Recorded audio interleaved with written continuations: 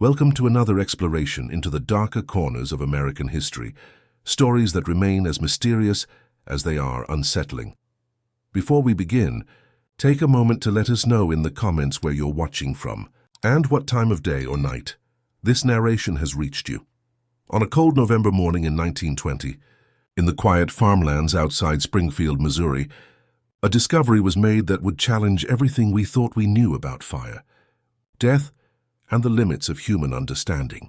What happened in that small farmhouse would become one of the most disturbing unsolved mysteries in American history, a case so strange that even today, more than a century later, experts still struggle to explain it.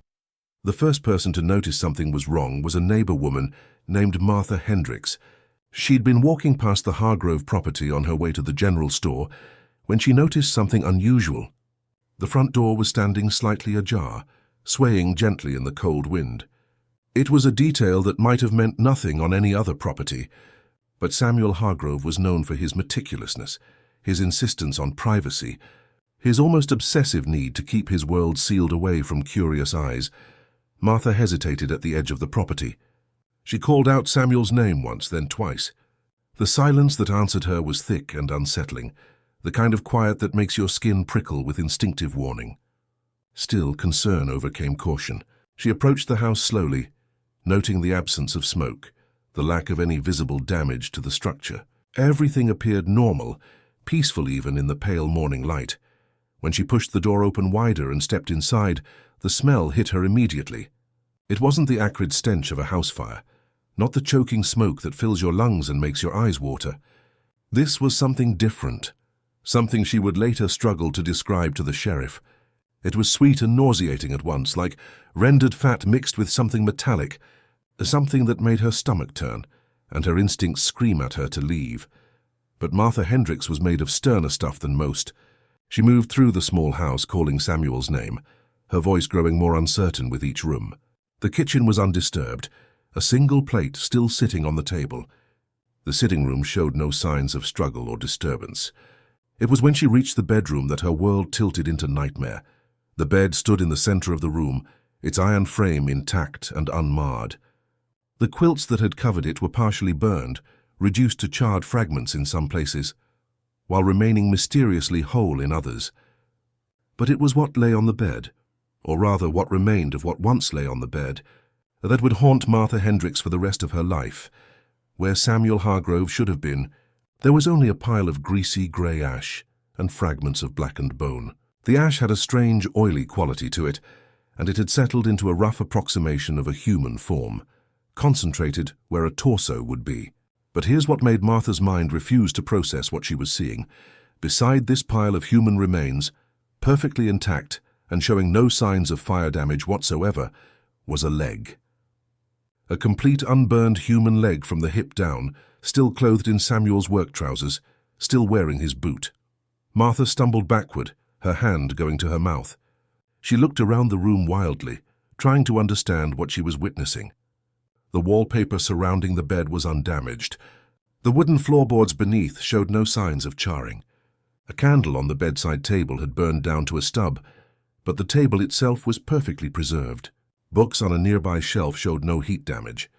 Even the curtains hanging just feet from the bed were completely untouched. It was as if fire had descended from nowhere, consumed Samuel Hargrove almost entirely, and then vanished without disturbing anything else in the room. It defied every natural law, every understanding of how fire behaves. Fire spreads, fire consumes, fire leaves evidence of its path, but this was something else entirely. Martha ran from the house, her screams echoing across the quiet farmland. Within an hour, the small sheriff's office in Springfield was flooded with word of the impossible scene. Sheriff William Cobb arrived with Deputy James Morrison and Doc Harrison, the local physician. What they found would set in motion an investigation that would eventually involve state fire marshals, university scientists and reporters from as far away as Chicago and New York. Sheriff Cobb was a practical man, not given to flights of fancy or supernatural speculation. He'd served in the Great War and had seen his share of death in various forms. But as he stood in that bedroom staring at the remains of Samuel Hargrove, he felt something he'd rarely experienced, complete and utter bewilderment.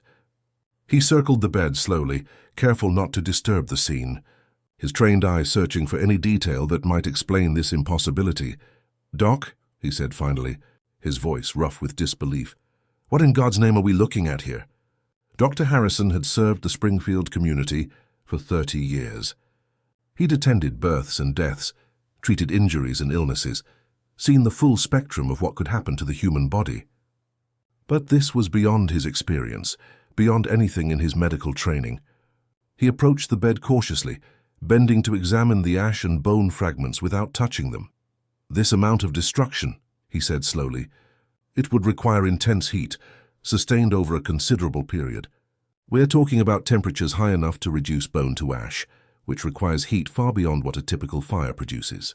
"But, Sheriff," he gestured around the room, "where's the evidence of such a fire? Where's the damage to the surroundings? The smoke staining? The charred wood?" Deputy Morrison, a young man who'd only been on the force for 2 years, spoke up from his position by the window. "And why just him? Why didn't the bed catch fire? Why didn't the whole house go up?" These were the questions that had no answers. These were the questions that would plague investigators for months, for years, and eventually for more than a century. Because what happened to Samuel Hargrove in that Missouri farmhouse didn't just challenge the boundaries of known science, it shattered them completely. As word of the discovery spread through Springfield and the surrounding communities, people began to gather at the property. By afternoon, a crowd of nearly 50 had assembled, kept at a respectful distance by Deputy Morrison, while Sheriff Cobb continued his examination. The murmurs ran through the crowd like water, mixing fear with morbid fascination. Some made the sign of the cross. Others whispered about divine judgment or witchcraft or curses.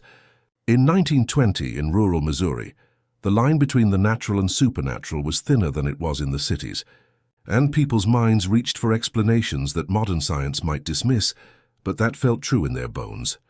Sheriff Cobb had the body, or what remained of it, photographed before anything was disturbed. The photographer, a man named Ernest Vail, who normally took portraits and wedding pictures, had to step outside twice to compose himself before he could complete his work. The images he captured that day would become some of the most disturbing and studied photographs in forensic history, pored over by experts and skeptics alike, each searching for some clue, some answer to the impossible question of how a man could burn to ash in his own bed without setting his room on fire. As the sun began to set on that November day, Sheriff Cobb made the difficult decision to have the remains transported to Doc Harrison's clinic for closer examination. The intact leg was carefully wrapped and moved along with the ash and bone fragments, which were collected into several containers. The sheriff ordered the bedroom sealed, the door locked, and a deputy posted overnight to ensure no one disturbed what had now become the scene of Missouri's most baffling death. That night, as word spread beyond Springfield to the surrounding towns and counties, a single question echoed through farmhouses and shops, churches and taverns. How can a man burn without burning the room around him? It was a question without an easy answer, a mystery that seemed to exist outside the natural order of things. And as the investigation deepened in the days and weeks to come, that mystery would only grow darker and more disturbing, revealing details that would chill even the most skeptical minds. The fire that wasn't had claimed Samuel Hargrove, but its implications would reach far beyond one man's death.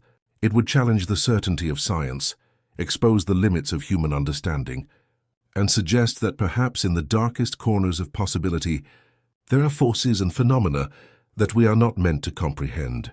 The case had just begun, and already it had the feel of something that would never truly be solved, never truly be understood, only endlessly questioned by those brave enough to stare into its darkness.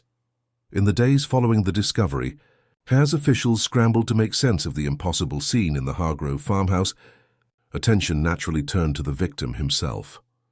Who was Samuel Hargrove, and could anything in his life explain the bizarre circumstances of his death?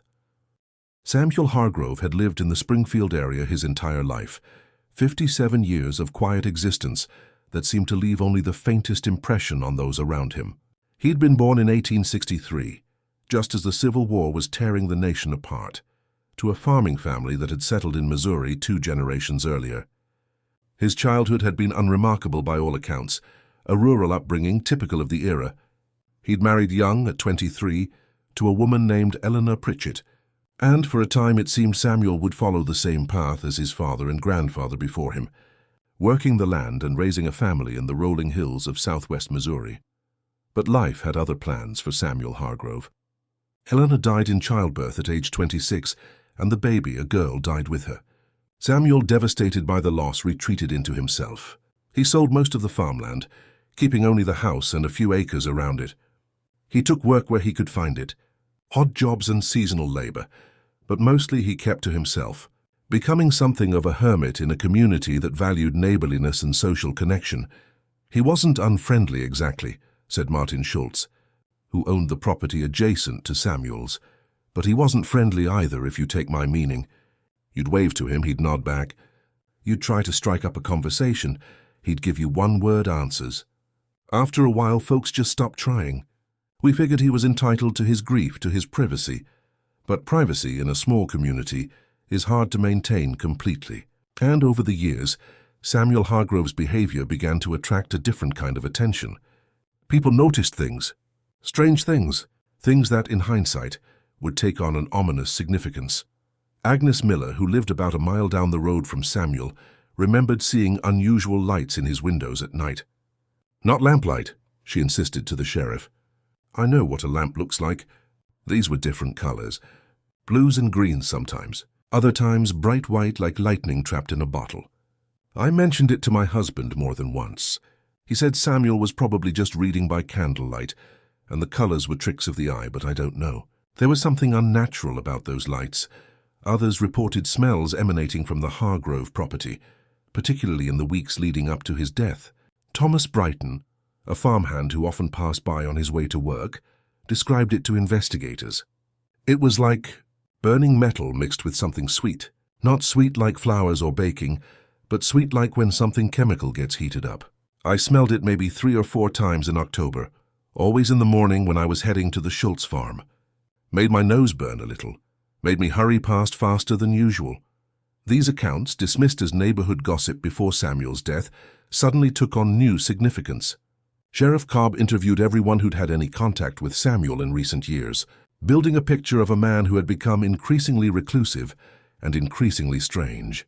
The general store owner, Harold Perkins, had one of the more extensive relationships with Samuel, if you could call it that. Samuel came into town once every 2 weeks like clockwork, always on a Saturday, always at 10 in the morning. He'd buy his supplies, pay an exact change, and leave without much conversation. But Perkins noticed what Samuel was buying, and in the months before his death, those purchases had become unusual. He'd always get the basics, Perkins told the investigators. Flour, salt, beans, tobacco, lamp oil. But starting maybe 6 months back, he began ordering special items through the store. Scientific supplies, I guess you'd call them. Glass tubes and rubber stoppers, strange powders in sealed containers that came from a supplier in Chicago. I asked him once what he was doing with all this, and he just looked at me with these cold eyes and said it was for experiments. Private experiments. This revelation sent a jolt through the investigation. Samuel Hargrove, it seemed, had been conducting some kind of scientific work in the isolation of his farmhouse. But what kind of experiments? And could they have somehow led to his death? Reverend Elijah Thornton, who ministered to the small Lutheran church on the outskirts of Springfield, had a different perspective on Samuel. The two men had crossed paths occasionally over the years, and the Reverend had tried, with limited success, to bring Samuel back into the community of faith. I visited him, must have been about 3 years ago now, Reverend Thornton recalled, sitting in his study with Sheriff Cobb. He let me in, which surprised me, but he made it clear from the start that he wasn't interested in salvation or comfort. He said that when his wife and daughter died, God died for him too. But here's what I remember most clearly, Sheriff. His house was filled with books, stacks and stacks of them. Scientific texts, chemistry manuals, books on natural philosophy and electricity. He said he was educating himself, that the world operated on principles we didn't understand yet, and he intended to understand them. Did he seem dangerous to you? Sheriff Cobb asked. Unstable. Reverend Thornton considered this carefully. Not dangerous in a violent sense, but there was something obsessive about him, and something bitter. He'd lost faith in God, that much was clear. But he'd replaced it with faith in something else, in knowledge, in understanding, in control. He said something to me that day that I've never forgotten. He said, "The universe is governed by laws, Reverend, not by love. And if you understand the laws, you can do remarkable things."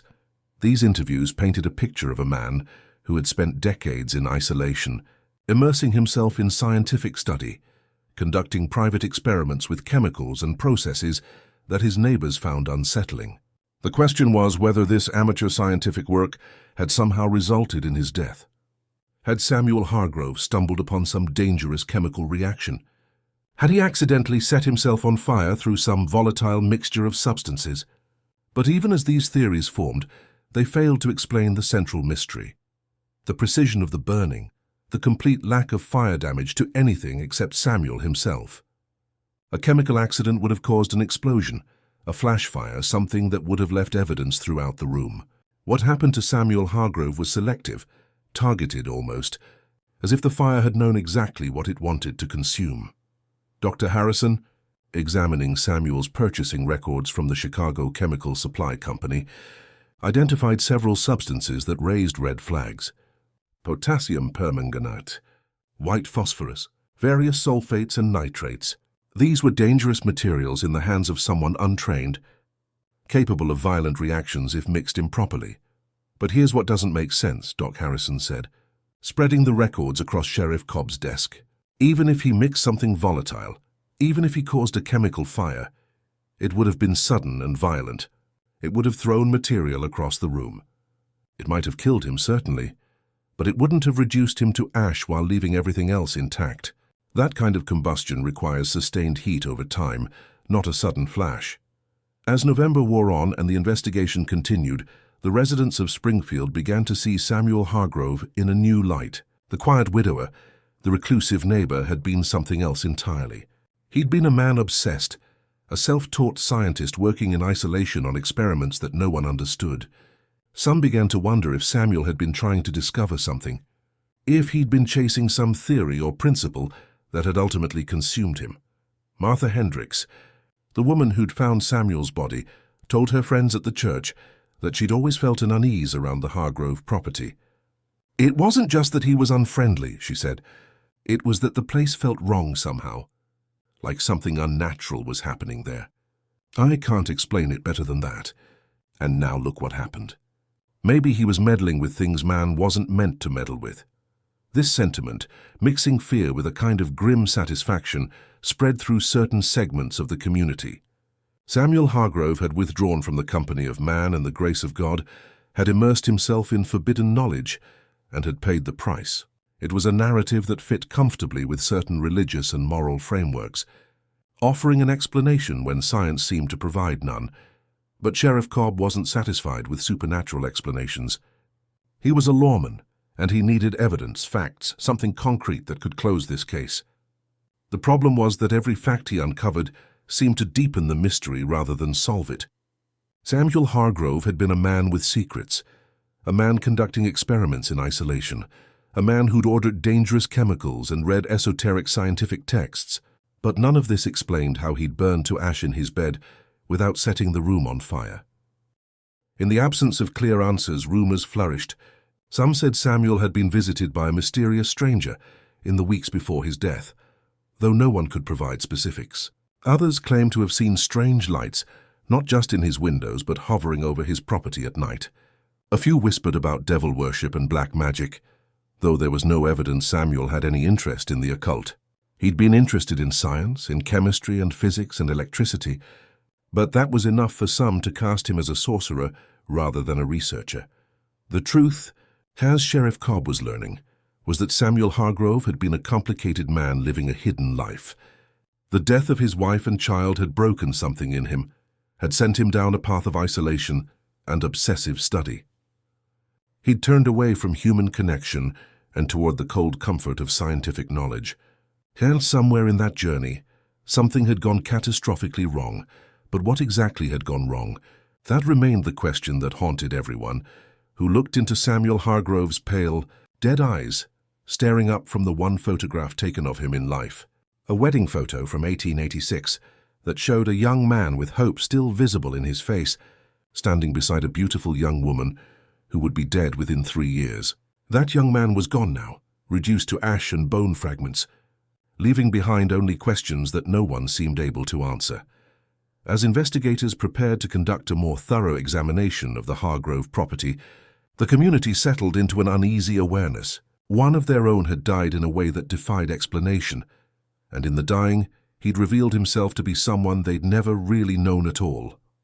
Samuel Hargrove had lived among them for 57 years, and in the end, he was as much a mystery as the manner of his death. On the morning of November 8th, 5 days after Martha Hendricks made her grim discovery, a team of investigators returned to the Hargrove farmhouse for a more thorough examination. Sheriff Cobb had requested assistance from the county, and they'd sent 2 fire investigators with experience in arson cases. Their job was simple: examine the scene and determine how Samuel Hargrove had died. But nothing about what they found would prove simple. The bedroom had been left sealed since the day of the discovery, the door locked and a deputy posted to ensure no one disturbed the evidence. When the investigators entered that morning, the smell still lingered in the air, that strange mixture of rendered fat and something metallic that had so disturbed Martha Hendricks. The bed stood exactly as it had been found, minus the remains which had been transported to Doc Harrison's clinic for examination. Fire investigator Raymond Porter had seen his share of death by fire. He'd examined houses burned to their foundations, had pulled charred bodies from the wreckage of factories and tenements. He knew what fire did, how it moved, how it left its signature on everything it touched.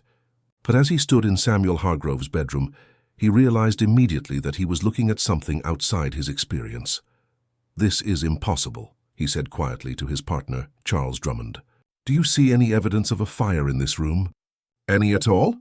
Drummond, a meticulous investigator known for his attention to detail, moved slowly around the bed, examining every surface. He ran his hand across the wallpaper, checked the window frames for heat damage, examined the floorboards for charring. After 20 minutes of careful inspection, he shook his head. "Nothing," he said. "No smoke staining on the walls or ceiling. No heat damage to the wood.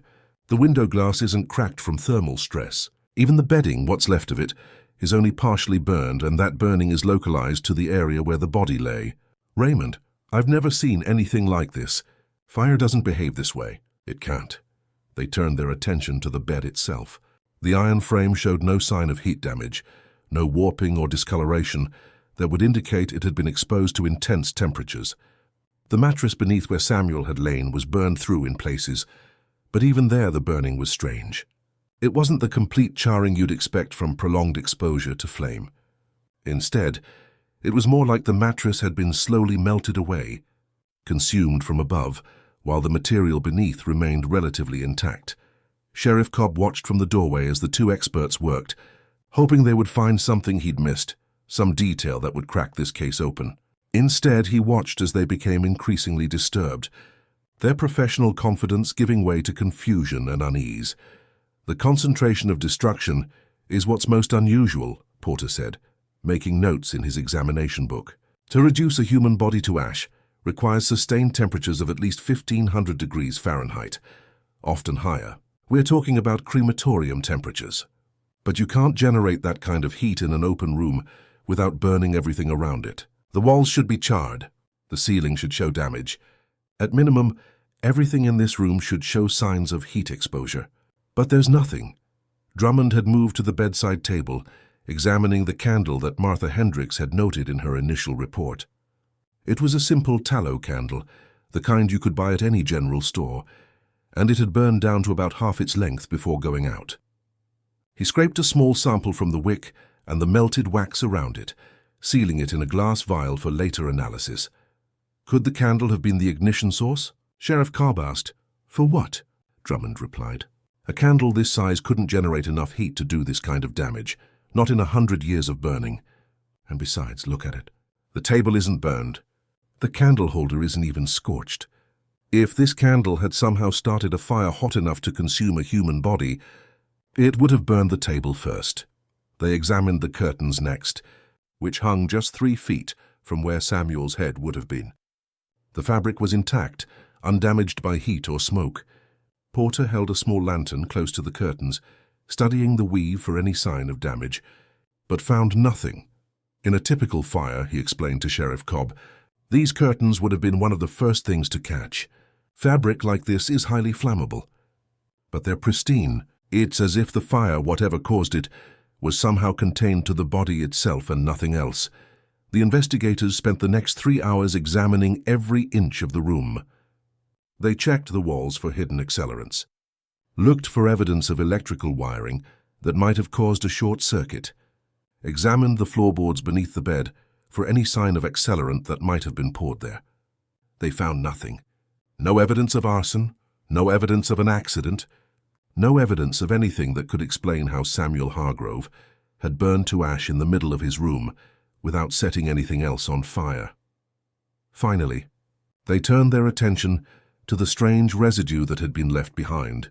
Where Samuel's torso had been, the mattress was covered in a greasy grey substance that had soaked into the fabric. Porter carefully collected samples of this material, noting its unusual consistency and the strange oily sheen it had in the light. This is rendered human fat, he said, his voice carefully neutral. When a body burns, the fat liquefies and can soak into nearby materials. But again, this kind of rendering requires sustained, intense heat. And I'll be damned if I can figure out how that heat was generated, or why it didn't burn anything else. The one element of the scene that remained unexplained, and perhaps most disturbing, was the intact leg. It had been photographed in situ before being removed, and now the investigators examined the photographs carefully, trying to understand this bizarre detail. It's like the fire simply stopped at the hip, Drummond observed. There's no gradual transition, no area where the burning becomes less severe. It's a clean line of demarcation. Above the hip, complete destruction. Below the hip, no damage at all. I've never seen burn patterns like this. I don't think anyone has. Sheriff Cobb felt his frustration growing. So what you're telling me is that you can't explain this. 2 experienced fire investigators, and you have no idea how this happened. Porter closed his examination book slowly. Sheriff, I'm telling you that what happened in this room is impossible according to everything I know about fire. But it clearly happened. The evidence is right here. So we're left with a situation where the impossible occurred, and I don't have an explanation for it. Could it be spontaneous human combustion? Sheriff Cobb asked, feeling foolish even as he said the words. I've read accounts of such things in the newspapers, cases where people supposedly burst into flames for no apparent reason. Drummond and Porter exchanged glances. It was clear they'd already considered this possibility, and didn't like where it led them. Spontaneous human combustion, Drummond said carefully, is considered by most scientists to be a myth, an impossibility. The human body is mostly water. It doesn't just catch fire on its own, but... He paused, choosing his words with evident reluctance. But there have been cases over the years, documented cases, where bodies have been found in conditions similar to this, reduced to ash in enclosed spaces, with minimal damage to the surroundings. The scientific community doesn't acknowledge these cases because they can't explain them. But they exist. This admission hung in the air, chilling in its implications. If experienced investigators were admitting that science couldn't explain what had happened here, then what hope was there of ever solving this case? The team expanded their search beyond the bedroom, examining the rest of the house for any clues that might shed light on Samuel's death. In the kitchen, they found the remnants of a simple meal, eaten several days before. In the sitting room, they found Samuel's collection of books, just as Reverend Thornton had described. Thick volumes on chemistry, physics, and electricity lined makeshift shelves. Some of the books fell open to pages marked with scraps of paper, showing complex diagrams and formulas that meant nothing to Sheriff Cobb, but that the investigators examined with interest. But it was in the root cellar beneath the house that they made their most disturbing discovery. The wooden door leading down to the cellar had been locked, and Sheriff Cobb had to break it open with a crowbar. The stairs descended into darkness, and the smell that rose up from below was familiar now, that same chemical metallic odor that had permeated the bedroom. They descended carefully, holding lanterns high. The cellar was small, maybe 10 feet by 12, with a dirt floor and stone walls that kept it cool year-round. Most cellars in these farmhouses were used for storing root vegetables and preserves, but Samuel Hargrove had converted his into something else entirely. Along one wall stood a crude workbench, made from planks laid across sawhorses. On this bench sat an array of glassware, tubes and beakers and flasks, some of them cracked or scorched. Chemical residues stained the wood surface, and broken glass crunched under their feet. Whatever Samuel had been doing down here, it had involved processes hot enough and volatile enough to damage his equipment. "This is a laboratory," Porter said, his voice echoing slightly in the confined space. He was conducting experiments down here. They found boxes of chemicals stored in the corner, carefully labeled in Samuel's precise handwriting. Some of the substances were common enough, things you might use in simple chemistry experiments, but others were more exotic and dangerous. Jars of phosphorus, bottles of acids, compounds whose names meant nothing to Sheriff Cobb, but that made the investigators handle them with extreme care. Most disturbing of all was what they found in the dirt floor beneath the workbench.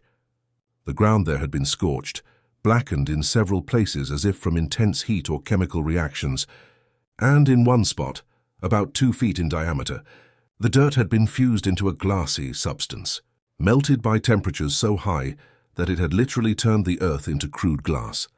"My God," Drummond whispered, kneeling beside this patch of melted earth. What was he doing down here? They collected samples of everything they could safely transport, sealed the cellar, and emerged into the daylight shaken by what they'd discovered. Samuel Hargrove hadn't just been an amateur scientist dabbling in chemistry. He'd been conducting serious, dangerous experiments in the isolation of his root cellar, experiments that involved extreme heat and volatile chemical reactions. But even this discovery, as significant as it was, didn't answer the fundamental question. Yes, Samuel had been working with dangerous materials. Yes, he'd been conducting experiments that had clearly gone wrong on occasion, as evidenced by the damage in the cellar. But how did that connect to his death upstairs in his bedroom?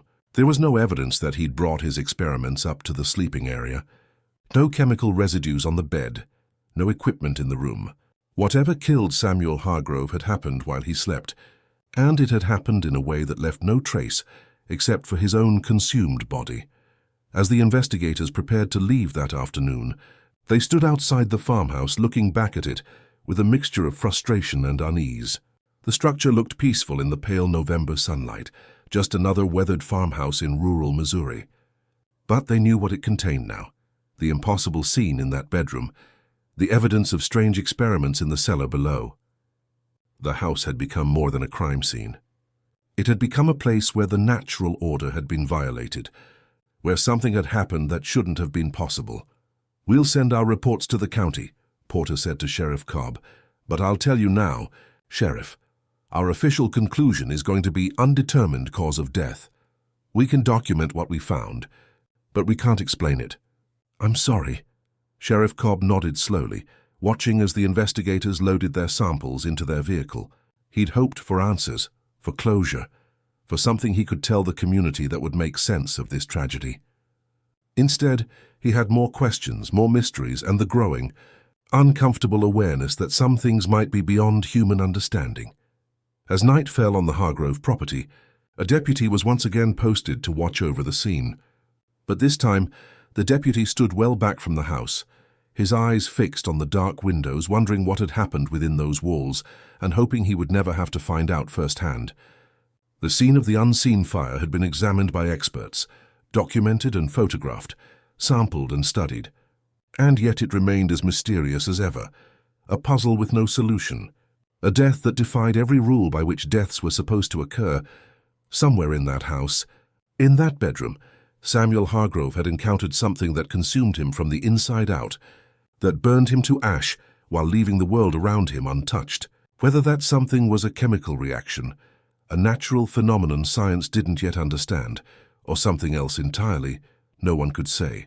All they knew for certain was that it had happened, and that the evidence of it sat locked behind a bedroom door, waiting for someone to make sense of the senseless. By mid-November, word of the Samuel Hargrove case had spread far beyond Springfield, Missouri. Newspapers from St. Louis to Kansas City picked up the story, and from there it leaped to the national wire services. Headlines screamed variations of the same theme: man burns to ash in his bed, room left untouched, and Missouri mystery, the fire that wasn't. The story had everything that captured the public imagination: a bizarre death, an impossible scene, and no satisfying explanation. The coverage triggered something unexpected in the small farming community. People who had previously kept their thoughts and suspicions to themselves now came forward with theories, speculations, and fears. The case ceased to be just a strange death and became a mirror for the anxieties and beliefs of the era, a screen onto which people projected their deepest uncertainties about the nature of reality itself. The most immediate reaction was panic. If Samuel Hargrove could burn to death in his bed without warning, without any apparent external cause, then couldn't the same thing happen to anyone? Families lay awake at night, listening to every creak and pop of their houses settling, wondering if they would wake up to find a family member reduced to ash.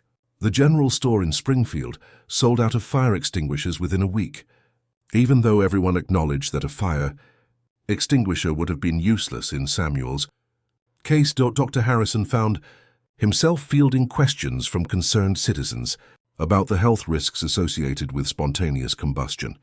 Could it be prevented? Were there warning signs? Was it contagious? He tried to reassure people that there was no evidence Samuel's death posed any risk to others, but his reassurances rang hollow.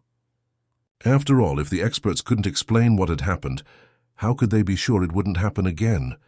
The churches saw increased attendance that Sunday following the news coverage. Reverend Thornton's Lutheran Church was packed with people seeking spiritual comfort and explanation. Other ministers throughout the region found similar crowds at their services. The prevailing religious interpretation was clear. Samuel Hargrove had been struck down by divine judgment for his sins, whatever they might have been. His withdrawal from the community, his rejection of faith, his dabbling in scientific experiments, all of these were cited as evidence of a man who had strayed from God's path and paid the ultimate price. The Lord has his ways of reminding us of our mortality, Reverend Thornton preached that Sunday, though privately he had doubts about such a simplistic explanation.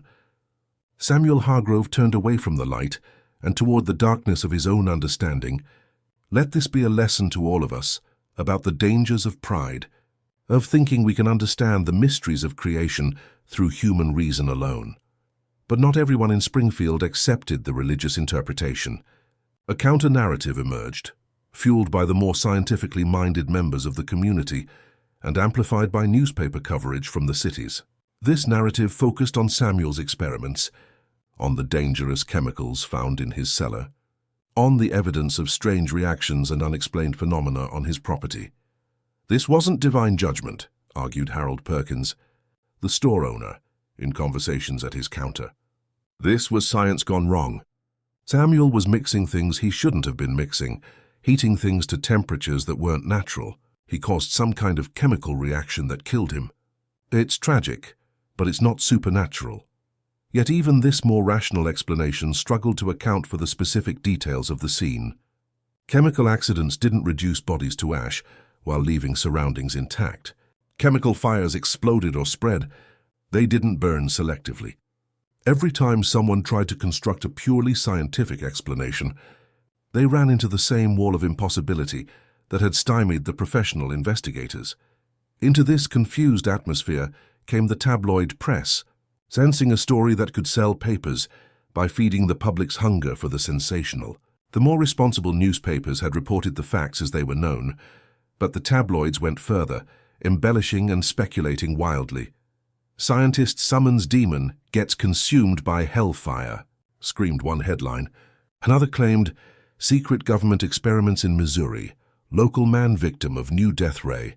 A third suggested that Samuel had been visited by creatures from another world and had been vaporized by alien technology.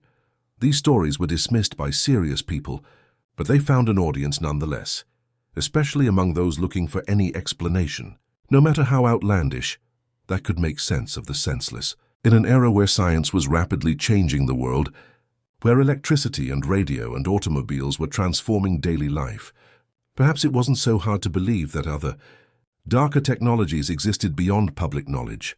Sheriff Cobb found himself overwhelmed by letters and telegrams from across the country. Self-proclaimed experts offered their theories.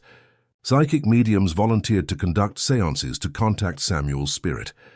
Amateur detectives insisted they could solve the case if given access to the scene.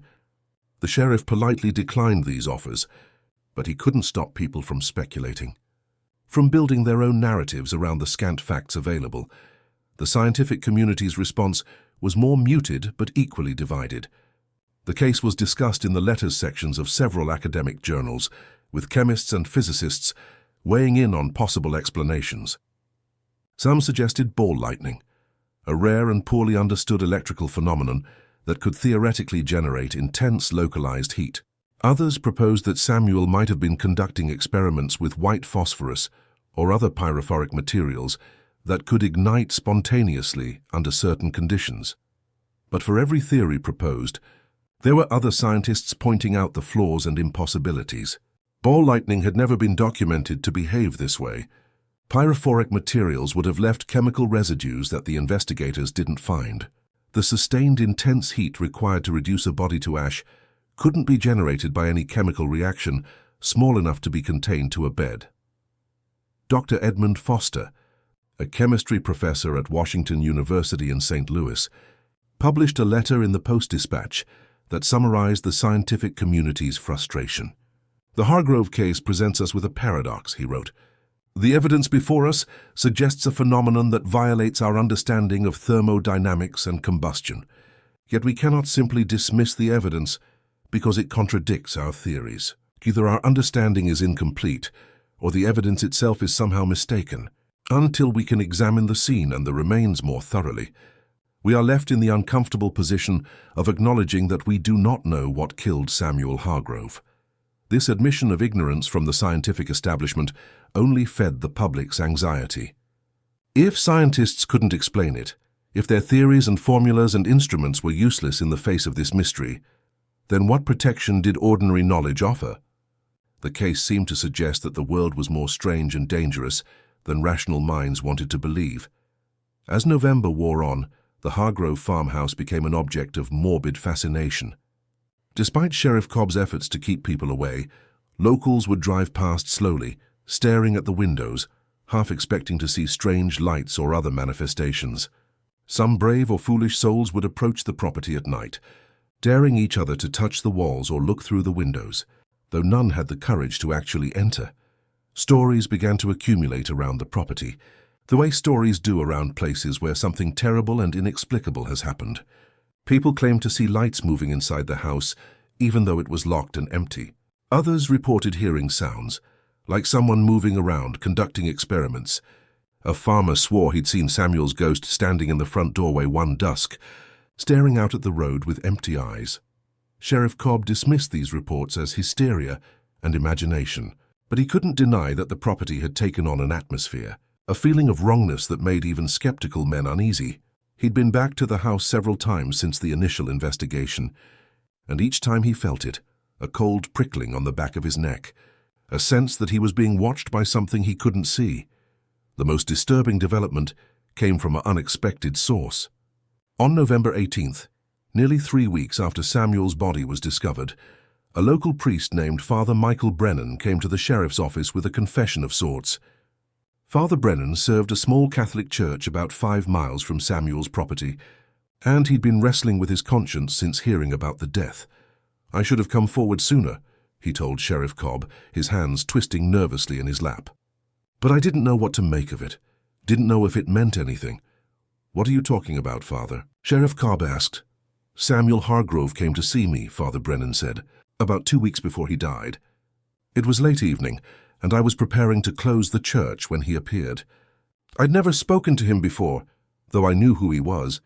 He wasn't Catholic, wasn't really anything as far as I knew, but he seemed desperate, afraid even. He asked me if I believed in punishment for sins." Sheriff Cobb leaned forward, his attention fully focused now. "What did you tell him?" "I told him what I believe, that we're all sinners and that God's grace offers forgiveness to those who truly repent. But he wasn't interested in theology. He kept asking about punishment, about whether someone could be marked for destruction, whether there were sins so great that they called down supernatural judgment. I tried to counsel him, to understand what was troubling him, but he wouldn't be specific. He just kept saying he'd done something, that he'd gone too far, that he was afraid of what might happen. And then he left, and I never saw him again. Did he say what he'd done? Sheriff Cobb asked urgently. Did he give you any details? Father Brennan shook his head miserably. No. He said he couldn't talk about it, that if he told me I might be in danger too. Sheriff, I thought he was just troubled, maybe unstable. I didn't realize he was in genuine danger. If I'd known, if I'd understood. The priest's testimony added a new and chilling dimension to the case. Samuel Hargrove had known something was going to happen to him. He'd been afraid, desperate enough to seek out a priest even though he'd long since abandoned faith. What had he done that made him believe he was marked for punishment? What had he discovered in his experiments that filled him with such dread? These questions circulated through Springfield, adding fuel to the speculation and fear. The case had become more than a local tragedy. It had become a phenomenon, a story that touched on deep human fears about death, the unknown, and the possibility that there were forces in the world beyond human control or understanding. And as the story spread, as newspapers in New York and Chicago and Los Angeles picked it up, as people across the country read about the man who had burned in his bed without burning the room around him, one thing became clear. Samuel Hargrove's death had exposed a fault line in human certainty. Whether you explained it through divine judgment, scientific accident, or something stranger still, the case forced you to confront the possibility that the world was not entirely knowable, not entirely safe, not entirely governed by the rational laws we depended on. The panic would eventually subside, as panics do. Life would return to normal in Springfield, or at least to a new normal shaped by the awareness of what had happened in their midst. But the questions would remain, passed down through generations. A permanent reminder of the night when something impossible occurred in a Missouri farmhouse, and all the expertise and investigation in the world couldn't explain it. The national attention brought by the newspaper coverage eventually reached the academic and government institutions in St. Louis and Jefferson City. By late November, the case had attracted enough interest that the state's foremost scientific minds felt compelled to investigate. If nothing else, they wanted to prevent the spread of what they saw as dangerous superstition and unfounded panic. Science, they believed, would provide answers where speculation had created only confusion. On November 23rd, a small team arrived in Springfield. They came from St. Louis University's Department of Chemistry and the Missouri State Fire Bureau, and they brought with them equipment and expertise that the local investigators lacked. The team was led by Dr. Harrison Wells, a stern-faced chemist in his 50s who had built his reputation on methodical investigation and skeptical analysis. With him came Dr. Margaret Osgood, one of the few female scientists working in the field at the time, whose specialty was combustion and thermodynamics, and Frank Calloway, a state fire marshal with 20 years of experience investigating suspicious deaths. Their arrival in Springfield was met with a mixture of hope and skepticism. The locals wanted answers, but they'd grown accustomed to experts being baffled by the scene. Still, Dr. Wells projected an air of confidence that was reassuring. At a town meeting held the evening of their arrival, he addressed the community's concerns directly. "I understand this case has generated considerable anxiety," he said, standing before a packed hall. "I understand that in the absence of explanation, people have turned to supernatural or religious interpretations. But let me assure you that there is no death that cannot be explained by natural law, no phenomenon that falls outside the realm of scientific investigation. We will examine the evidence thoroughly, apply rigorous analysis, and provide you with answers based on fact, not fear." His words were met with cautious applause. People wanted to believe him, wanted to trust that science could restore order to this disrupted world. But they'd seen the house, heard the stories, knew the impossible details of the case. Their applause was tinged with doubt. The following morning, the team began their investigation at the Hargrove farmhouse. They spent the entire day in the bedroom where Samuel had died, conducting tests that the local investigators hadn't had the equipment to perform. They used chemical analysis to test residues, precise measuring tools to document temperatures and burn patterns, and photographic equipment to capture details invisible to the naked eye.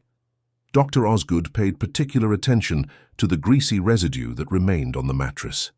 She collected multiple samples, each carefully sealed and labeled, her movements precise and clinical.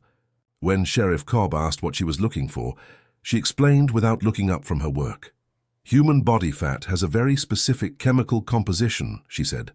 "If this residue is indeed rendered human tissue, it will show certain markers, certain fatty acid profiles. But I'm also looking for any additional compounds that might indicate accelerants, unusual chemicals, anything that could explain how this level of heat was generated." Dr. Wells focused on the surrounding environment, trying to understand why the fire had been so precisely contained. He examined the airflow patterns in the room, looking for evidence of unusual ventilation that might have affected how flames spread. He tested the building materials for their flammability and heat resistance, trying to understand if there was something unique about the construction that could explain the pattern of burning. "The standard theory in cases like this," he explained to Sheriff Cobb, "is what's called the wick effect. In certain circumstances, a body can act like a candle. If clothing or bedding is ignited, it can absorb melted body fat and burn slowly over many hours, consuming the body gradually while the fire remains localized. This would explain the intense burning of the body with minimal damage to surroundings. But Samuel wasn't wearing much clothing," Sheriff Cobb pointed out. "Just a nightshirt, and that was mostly consumed. How would the wick effect work without sufficient fuel material?" Dr. Wells frowned, making notes. "That is indeed problematic. The wick effect requires something to act as the wick, fabric that can sustain a slow burn.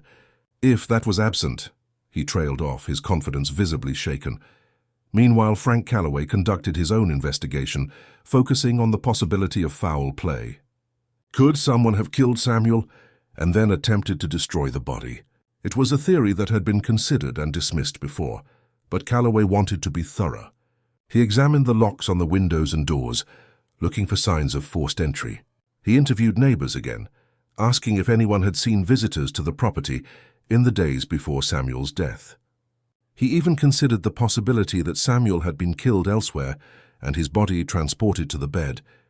Though this seemed increasingly unlikely given the evidence, the team worked through the day and into the evening, filling notebooks with observations and collecting samples that would be analyzed back in St. Louis.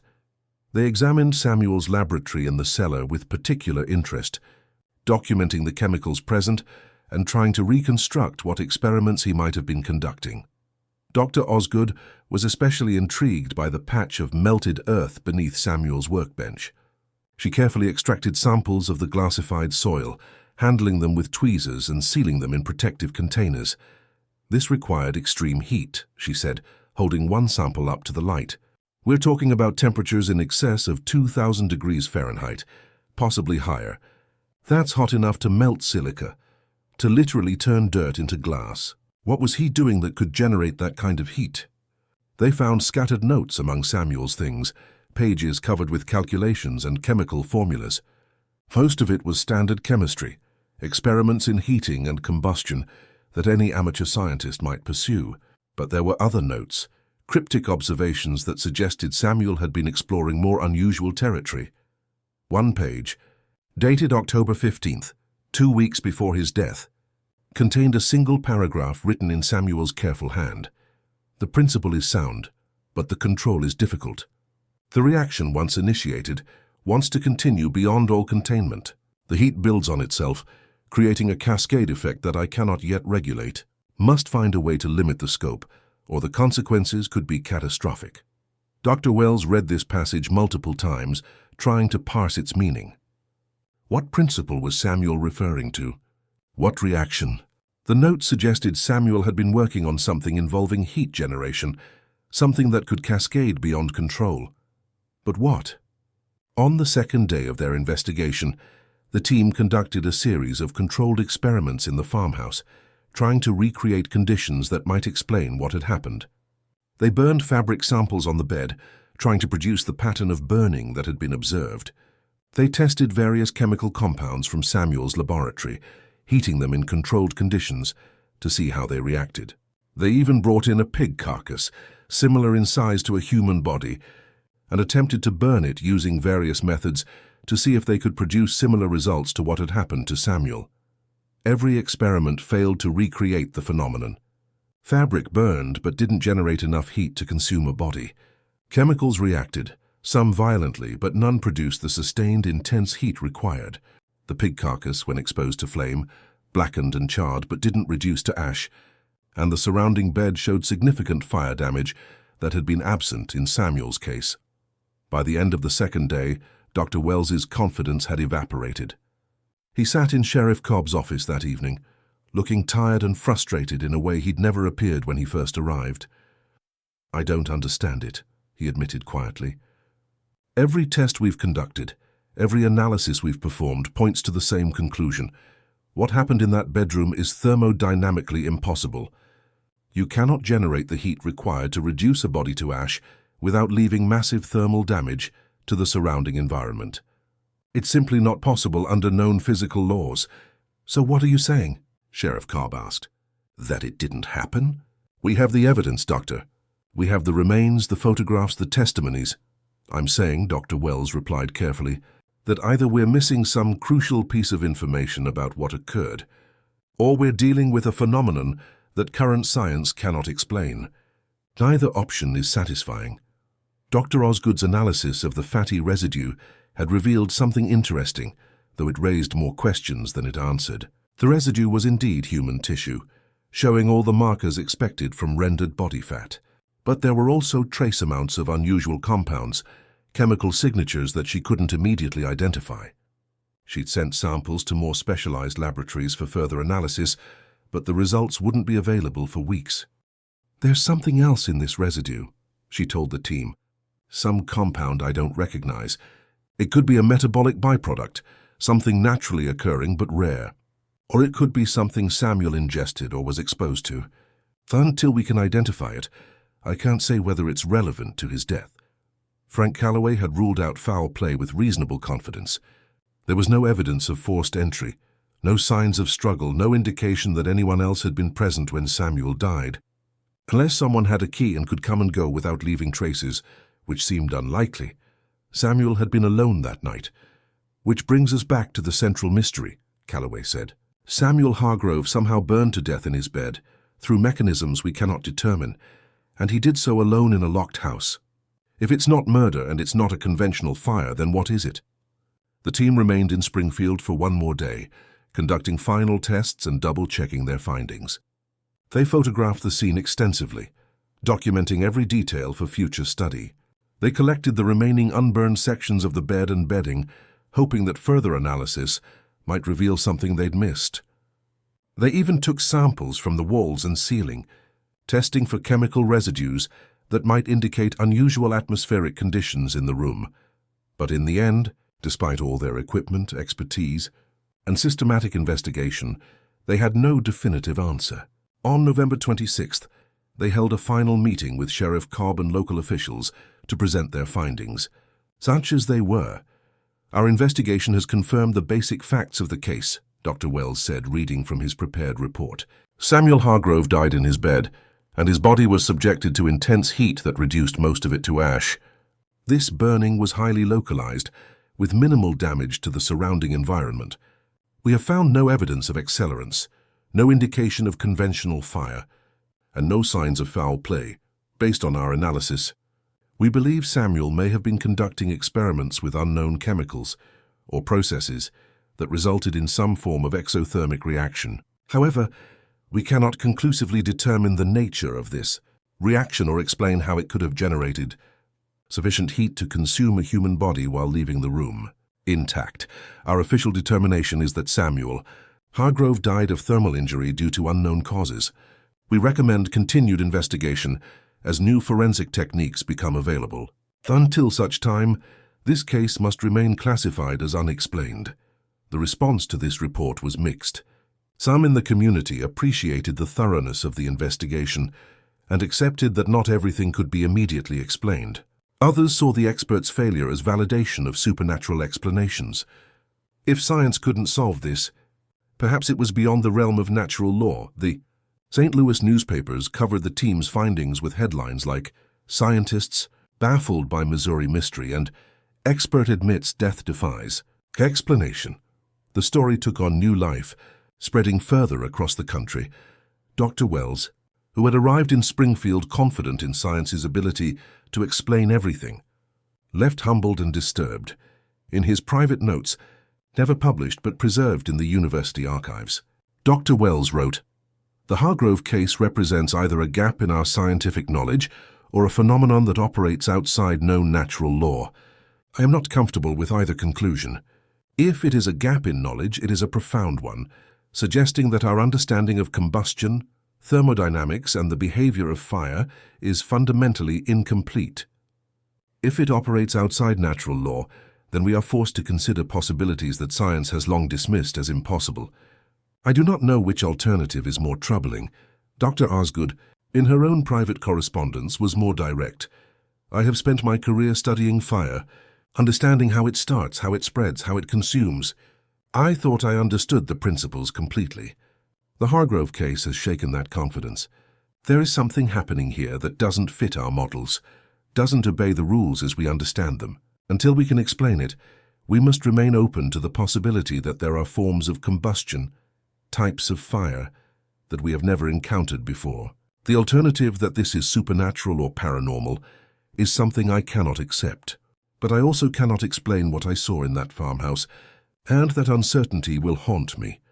As the experts departed Springfield, leaving behind unanswered questions and a community still struggling to understand what had happened in their midst, the Hargrove case entered a new phase. It was no longer just a local mystery or even a regional sensation. It had become a national phenomenon, a case study in the limits of human knowledge, a reminder that for all our advances and understanding, the world still held mysteries that could humble even the most confident experts. And somewhere in that farmhouse, in that locked bedroom where Samuel Hargrove had met his impossible end, the physical evidence remained silent and inexplicable, waiting for someone someday to finally make sense of the senseless. The remains of Samuel Hargrove, what little could be recovered, presented a unique challenge to the medical community. Dr. Harrison, Springfield's long-serving physician, had performed autopsies before, but never on a body in this condition. Most of what had been Samuel was ash and bone fragments, impossible to examine in any meaningful way. But there was the leg, that mysteriously intact leg, and it was this limb that became the focus of the most disturbing medical examination in Missouri history. On December 1st, nearly a month after Samuel's death, Doc Harrison performed what he would later call the autopsy that shouldn't exist. He called it this because, by all logic, there shouldn't have been enough of Samuel Hargrove left to autopsy. Yet there was the leg, preserved from hip to foot, complete with skin, muscle, bone, and tissue. It was as if an invisible line had been drawn across Samuel's body, above which everything had been consumed, below which everything had been spared. Dr. Harrison conducted the examination in his clinic, with Sheriff Cobb present as a witness and Dr. Osgood, who had remained in Springfield a few extra days specifically for this, assisting and taking notes. They laid the leg out on the examination table under the harsh glare of electric lights that Doc Harrison had recently installed. The limb was pale, the skin waxy and cold, but otherwise appeared remarkably normal for a body part that had been stored for nearly a month. "I want to start at the point of demarcation," Doc Harrison said, indicating the hip joint where the leg had been separated from the torso. "This is where the burning stopped, and I want to understand why." Using a surgical saw, he carefully exposed the bone at the hip joint. What he found made him pause, his hands going still, his breath catching in his throat. The bone showed signs of heat damage, but not the kind he expected. Instead of the charring and cracking that would come from external fire, the bone showed internal stress fractures, as if it had been heated from within. The marrow cavity was discolored, showing signs of extreme temperature exposure that made no sense given the external appearance. "This is wrong," he said quietly. "The pattern of heat damage is reversed. It's as if the burning started inside the bone and worked its way out, but stopped before reaching the surface. I've never seen anything like this." Dr. Osgood leaned in closer, examining the bone tissue carefully. "Could this be consistent with electrical injury? A severe electrical shock can cause internal burning while leaving surface tissue relatively intact." "Possibly," Doc Harrison said doubtfully, "but the amount of electrical current required would have left other signs. Burns at entry and exit points, cardiac damage, neural disruption. And besides, there's no source of electricity in that bedroom strong enough to do this. They continued the examination, working their way down the leg. As they progressed, they found other anomalies that deepened the mystery rather than solving it. The muscle tissue, when they exposed it, showed unusual dehydration, as if the water content had been somehow extracted or evaporated at the cellular level. But this dehydration was uneven, more severe near the hip, and gradually diminishing toward the foot. "It's like a gradient of damage," Dr. Osgood observed, making detailed notes. Whatever affected this body was strongest at the torso and weakened as it moved away from the core. But again, this doesn't match any known pattern of thermal injury. The blood vessels, when examined under Doc Harrison's microscope, showed strange crystallization within them. The blood had not simply clotted as it normally would after death, but had undergone some kind of chemical transformation that left crystalline structures in the vessels near the hip. These structures diminished further down the leg, becoming undetectable below the knee. "I've read about this," Dr. Osgood said, studying the tissue samples under magnification, "or something similar. In cases of extreme dehydration or certain chemical exposures, blood can undergo unusual changes.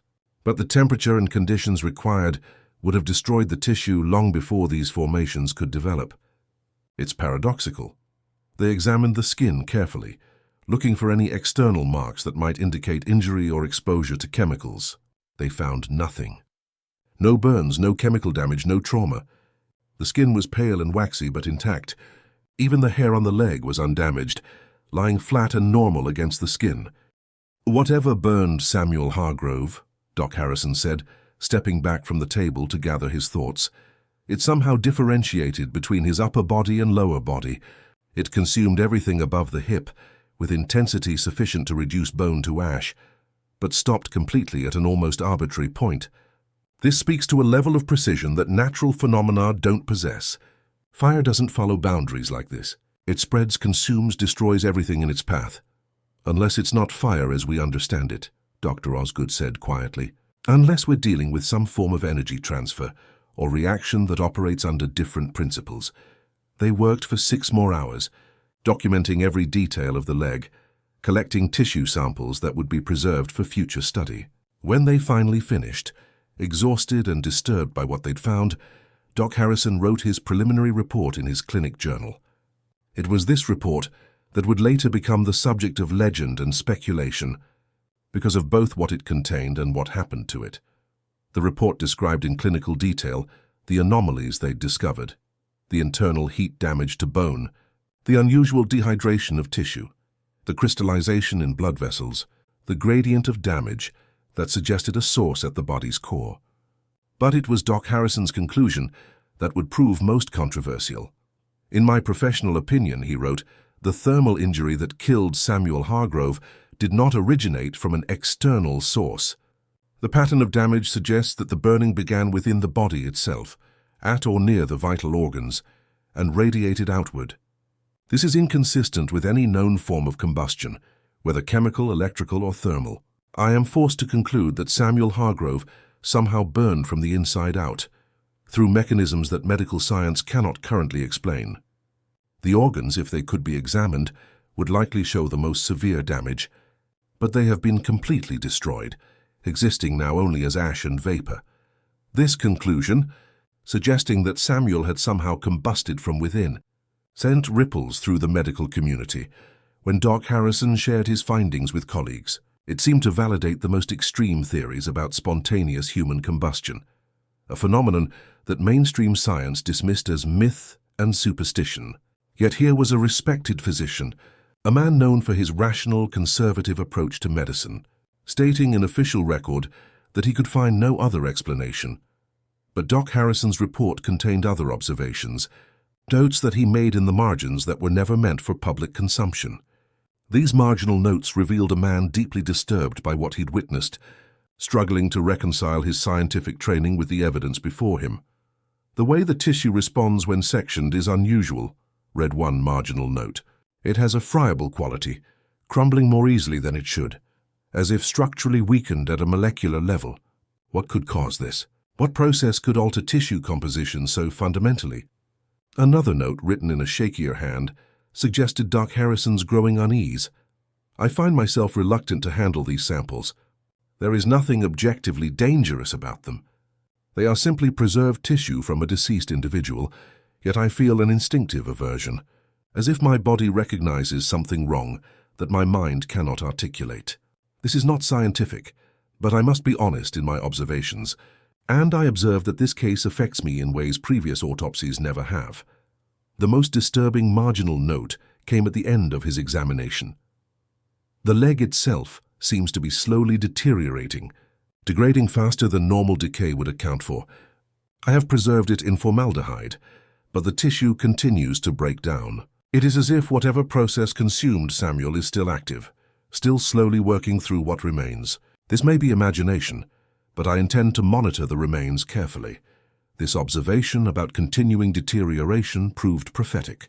Over the following weeks, despite being properly preserved, Samuel's leg did indeed begin to degrade in ways that puzzled Doc Harrison. The tissue became increasingly fragile, the skin taking on a papery texture, the muscle breaking down into a pulpy consistency. By late December, the leg had deteriorated to the point where further examination was impossible. Dr. Osgood, who had returned to St. Louis but maintained correspondence with Doc Harrison, was troubled by this development. Preserved tissue should remain stable for years, she wrote in a letter dated December 20th. The fact that Samuel's remains continue to degrade suggests either a problem with the preservation method or some ongoing chemical process within the tissue itself. If it's the latter, we need to understand what that process is. Could there be residual compounds continuing to react, some form of slow oxidation that preservation cannot halt? But before these questions could be fully explored, something happened that would forever cloud the Hargrove case in controversy and speculation. In early January 1921, Doc Harrison's clinic was broken into. The intruder or intruders took nothing of obvious value. Money in Doc Harrison's desk was left untouched. Expensive medical equipment remained in place. The only items disturbed were the files and samples related to Samuel Hargrove. The autopsy report was missing from Doc Harrison's files. The tissue samples he'd preserved had been taken. Even his journal, containing his detailed observations and those disturbing marginal notes, had vanished.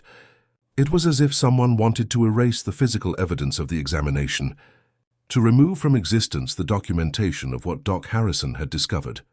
Sheriff Cobb investigated the break-in, but found no leads. There were no signs of forced entry, suggesting either someone with lock-picking skills or someone who had a key. No witnesses saw anyone suspicious near the clinic. The case went unsolved, adding another layer of mystery to an already incomprehensible situation. Doc Harrison was devastated by the loss.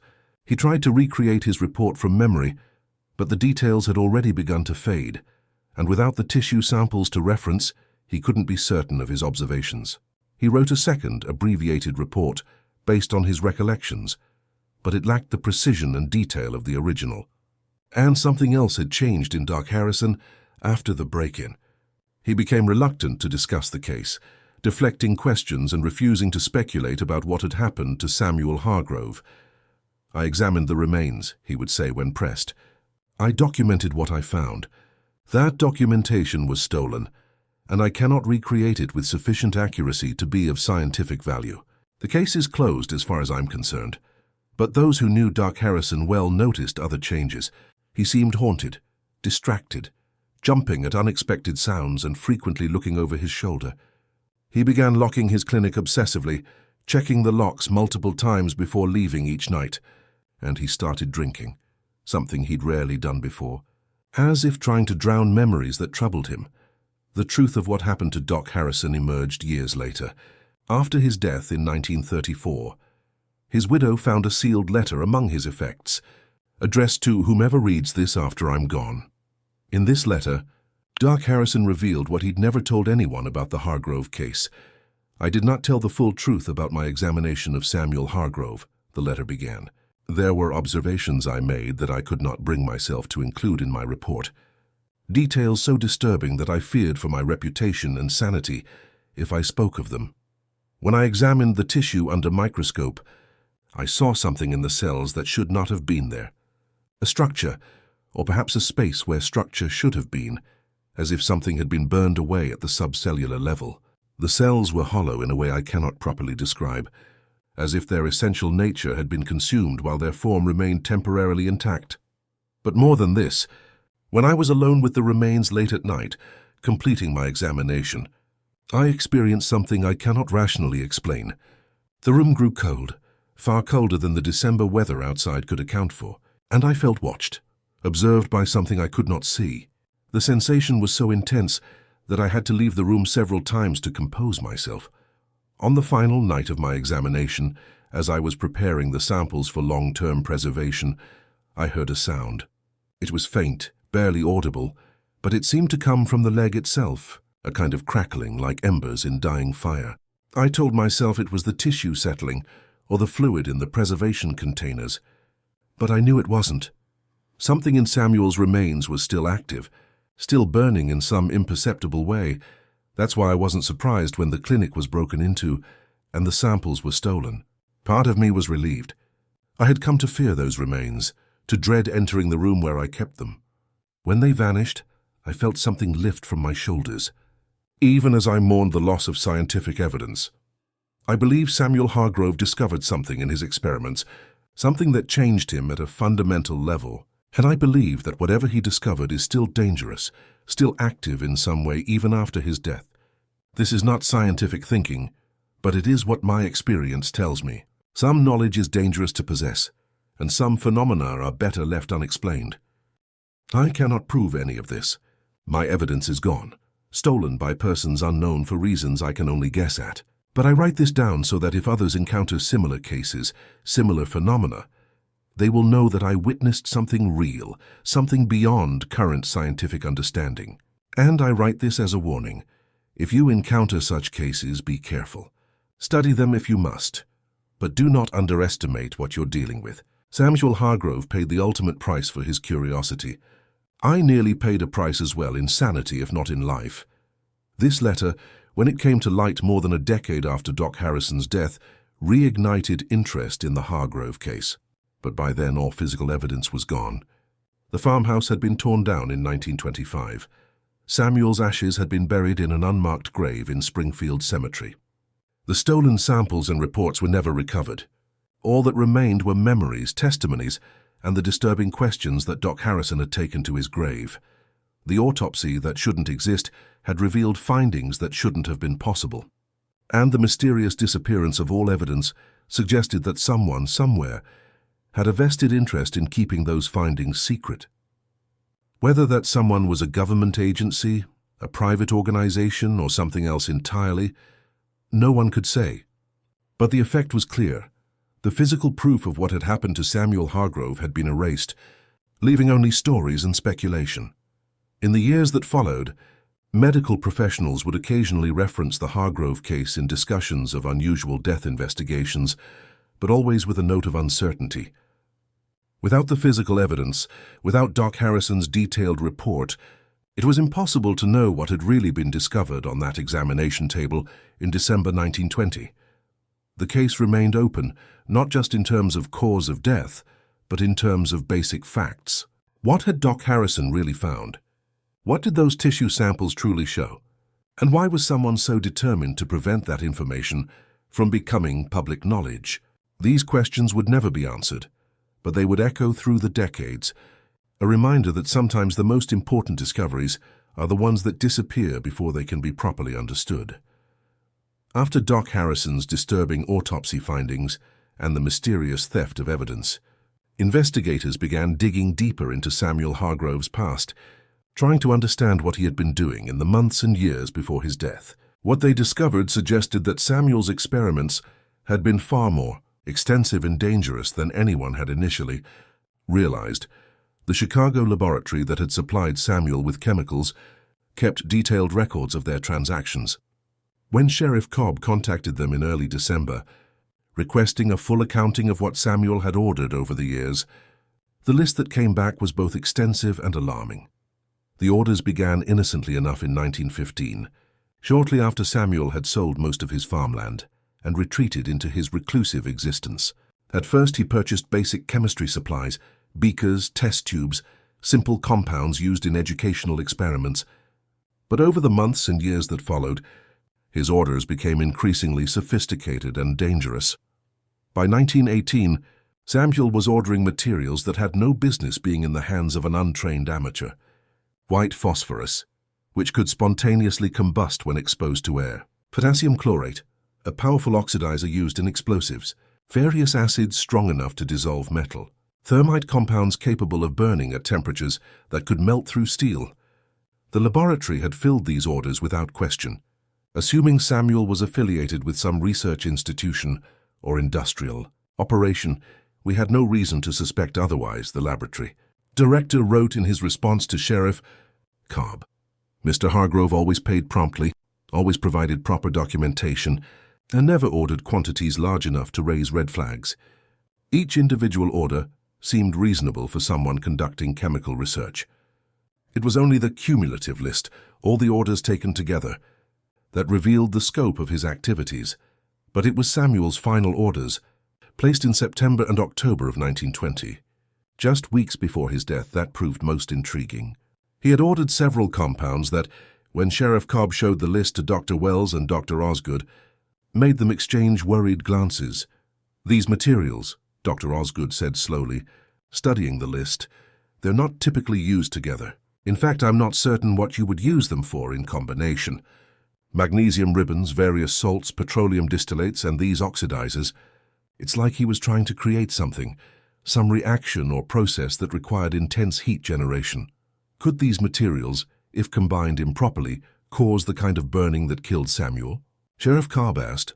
Dr. Wells considered this carefully. Theoretically, yes. If you mix certain oxidizers with metals like magnesium, you could create a thermite-like reaction that burns at extreme temperatures. But such a reaction would be violent, explosive, impossible to contain to just a human body. And there's no evidence Samuel had any of these materials in his bedroom when he died. We checked thoroughly. This raised a disturbing possibility. What if Samuel hadn't died from an accidental chemical exposure, but from the delayed effects of experiments he'd conducted days or even weeks earlier? Could he have exposed himself to something that had changed his body's chemistry in ways that made him susceptible to spontaneous combustion? Following this theory, investigators obtained a warrant to conduct a more thorough search of Samuel's property, particularly the root cellar where he'd conducted his experiments. What they found there, hidden in a locked wooden cabinet that they'd overlooked in their initial search, added new dimensions to the mystery. The cabinet contained notebooks, dozens of them, filled with Samuel's careful handwriting. These were his experimental logs, detailed records of every test he'd conducted over the past 5 years. Sheriff Cobb, unable to make sense of the technical content, sent the notebooks to Dr. Wells and Dr. Osgood for analysis. The notebooks revealed a picture of a man obsessed with understanding fire at its most fundamental level. Samuel's early experiments were straightforward chemistry, testing how different materials burned, measuring heat outputs, documenting combustion reactions. But as the months passed, his focus shifted to something more specific and more unusual. He became interested in what he called biological thermodynamics, the ways that living tissue interacted with heat and combustion. His notes described experiments where he tested how different biological materials burned: wood, plant matter, then disturbingly animal tissue obtained from butcher shops. He documented how fat burned differently than muscle, how bone required different temperatures than flesh, how the water content in living tissue affected combustion rates. He was systematically determining the burning characteristics of biological materials, Dr. Osgood wrote in her analysis. It's methodical, scientific work, though the purpose is unclear. Why would someone need this information unless... She didn't complete the thought in her written report, but the implication was clear. Unless someone wanted to know how to burn a body most efficiently. But the notebooks took a stranger turn in the entries from 1920. Samuel began writing about what he called catalytic oxidation of living tissue. The scientific language was sometimes imprecise, the work of an intelligent amateur rather than a trained chemist, but his meaning gradually became clear. He believed he had discovered a way to lower the ignition temperature of organic material, to make biological tissue more susceptible to combustion. If the cellular structure could be saturated with the right catalysts, Samuel wrote in an entry dated March 1920, it might be possible to achieve combustion at temperatures far below normal thresholds. The key is in changing the tissue itself, making it receptive to oxidation at the molecular level. He described experiments where he soaked animal tissue in various chemical solutions, then tested how it burned. His notes showed increasing success, with treated tissue burning more readily, more completely than untreated samples. But then his focus shifted to something even more disturbing. Could living tissue be treated this way? Could a catalyst be introduced into a living organism that would remain dormant until triggered? The delivery mechanism is the challenge, he wrote in May 1920. Topical application is insufficient. The catalyst must be absorbed systemically, must saturate the tissue throughout the organism. Ingestion is the most practical method, but the compounds are toxic in large amounts. Must find a way to deliver effective doses without causing immediate harm. As Dr. Wells and Dr. Osgood read these entries, a horrifying possibility emerged. Had Samuel Hargrove been experimenting on himself? Had he ingested chemical compounds designed to make his tissue more combustible, turning his own body into experimental subject? Look at this entry, Dr. Wells said, pointing to a page dated October 20th, just 2 weeks before Samuel's death. He's documenting dosages and effects. Day 3 of treatment. Mild burning sensation in stomach, slight fever, increased thirst. Then day 5. Effects intensifying, body temperature elevated, skin sensitive to heat. And day 7. Experiencing unusual warmth radiating from core, sleep disturbed by sensation of internal burning. The final entries in the notebook were the most disturbing.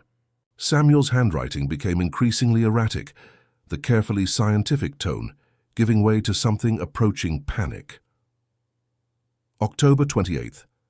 Cannot stop the process. The catalyst has saturated tissue beyond safe levels. Feel burning inside even when at rest. Sleeping becomes dangerous. Attempted neutralization protocols, but they are insufficient. Fear I have miscalculated, pushed too far.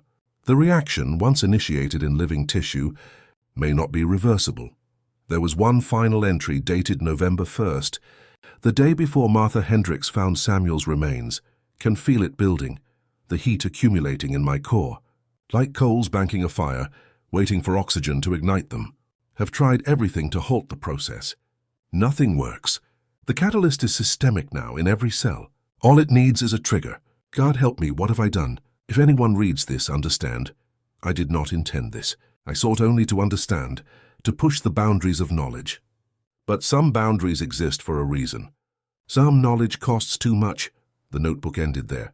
Presumably Samuel had gone to bed that night, perhaps hoping that sleep would bring relief from the internal burning he described.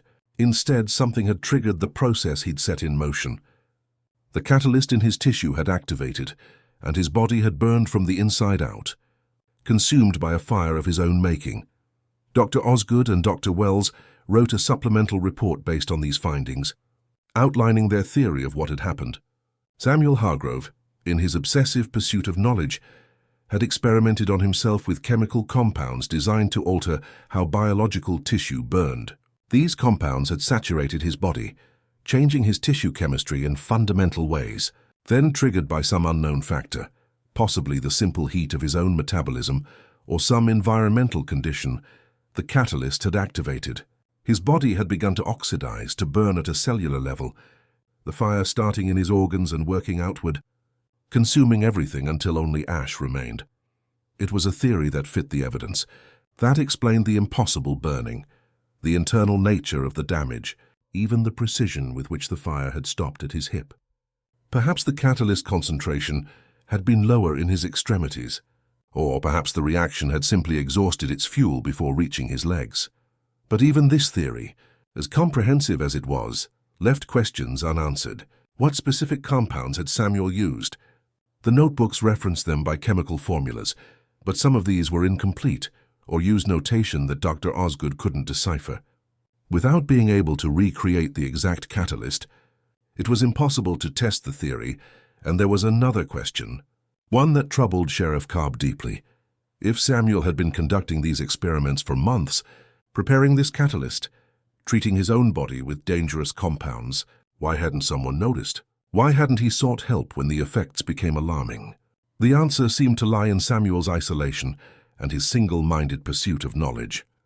He had cut himself off from the community so thoroughly that there was no one to notice the changes in him, no one to intervene when his experiments became self-destructive. His obsession had consumed him long before the fire did, driving him to cross ethical and practical boundaries that a rational man would never approach. Reverend Thornton, when he learned of these findings, was deeply affected. "Samuel told me he'd gone too far," the Reverend said quietly. "I thought he meant spiritually, that he'd lost his faith and couldn't find his way back. But he meant literally. He'd gone too far in his experiments, pushed past the point of safety or sanity, and he knew what was coming. That's why he came to me seeking, I don't know what, absolution, understanding, a witness to his fear." The notebooks were sealed in evidence, though copies were made and sent to various scientific institutions for review.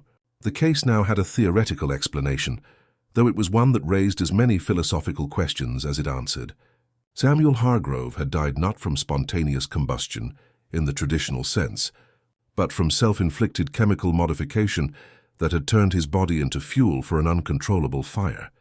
It was a death both accidental and intentional, the result of experiments that had spiraled beyond his control.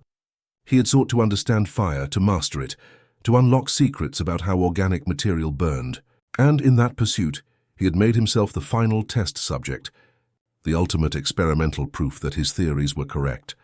But there was one more disturbing detail in the notebooks, one that Sheriff Cobb noticed, and that would haunt him for years afterward. In the cabinet where the notebooks were found, there were spaces on the shelves, gaps where other notebooks had clearly once sat. The numbering on the existing notebooks showed that several volumes were missing, covering the period from June through September 1920. Where were those missing notebooks? What had they contained? Had Samuel hidden them somewhere, or had the same person who stole Doc Harrison's autopsy report also taken them? The question suggested that someone else knew about Samuel's experiments, someone who had enough knowledge to recognize which documents were important and which could be left behind. This shadowy figure, if they existed, remained unknown and unfindable. But their presence in the case added a layer of conspiracy that transformed Samuel's death from a tragic accident into something more sinister. Had Samuel been working alone, or had someone been guiding his experiments, encouraging him to push further, to test more dangerous hypotheses? No evidence was ever found to support this theory, but it persisted nonetheless, whispered in certain circles, discussed in the kind of publications that dealt with unexplained phenomena and government conspiracies.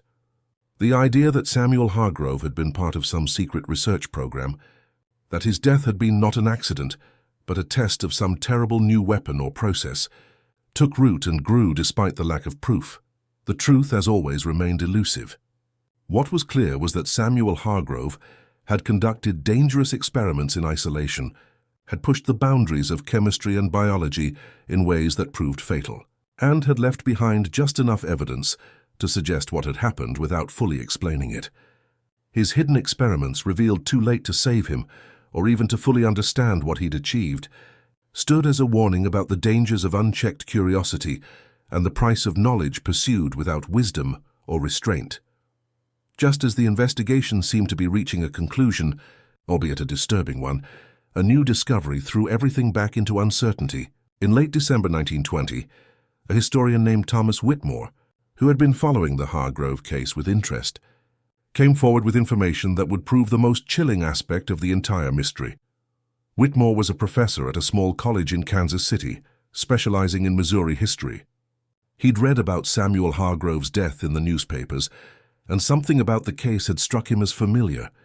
After several weeks of searching through historical archives and old newspaper collections, he found what he was looking for: evidence that the Hargrove case was not unique, but part of a pattern stretching back decades. He arrived in Springfield on December 22nd, carrying a leather satchel filled with documents, and requested a meeting with Sheriff Cobb.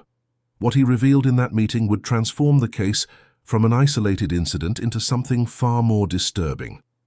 "Sheriff," Whitmore began, spreading documents across the desk, "I need you to look at these cases and tell me if they sound familiar to you." The first document was a newspaper clipping from the Springfield Gazette, dated November 1897. The headline read, "Mysterious Death on County Road. Man found burned in his wagon. Sheriff Cobb read the article with growing unease. It described how a traveling peddler named Thomas Reardon had been found burned to death in his covered wagon on a rural road about 30 miles from Springfield. The wagon itself showed minimal fire damage. Reardon's body had been almost completely consumed, reduced to ash and bone fragments, with one arm remaining intact and unmarred by fire. The similarities are striking, Sheriff Cobb admitted, but this happened 23 years ago. Surely it's just coincidence. Read the next one, Whitmore urged. The second document was older, more fragile, a clipping from a now-defunct newspaper called the Ozark Chronicle, dated March 1884. This article described the death of a woman named Sarah Cunningham, who had been found in her farmhouse near a tiny settlement called Ash Grove, about 40 miles from Springfield. She had burned to death in her rocking chair. The chair showed some charring, but the house around it was undamaged. Her body had been reduced to ash except for both feet, which remained intact. 2 cases, Whitmore said, producing a hand-drawn map of the region, both within a 50-mile radius of Springfield, both involving bodies that burned with unusual intensity, while their surroundings remained largely undamaged, both leaving partial remains mysteriously untouched. And now Samuel Hargrove, fitting the same pattern. Sheriff Cobb felt a chill that had nothing to do with the winter cold. You think these deaths are connected? But they're separated by decades. How is that possible? I don't claim to know how, Whitmore said. I'm simply presenting the evidence. But there's more.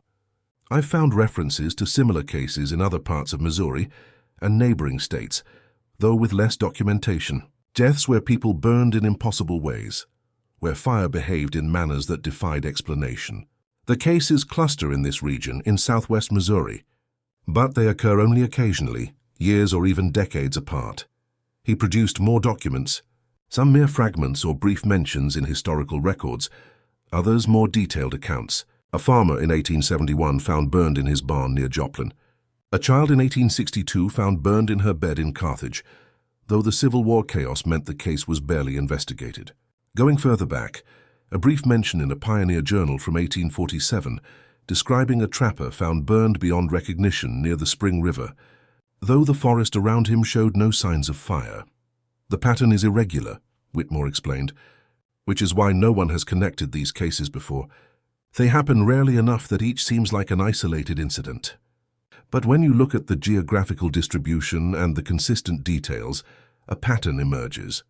Something in this region causes periodic cases of this unusual form of combustion.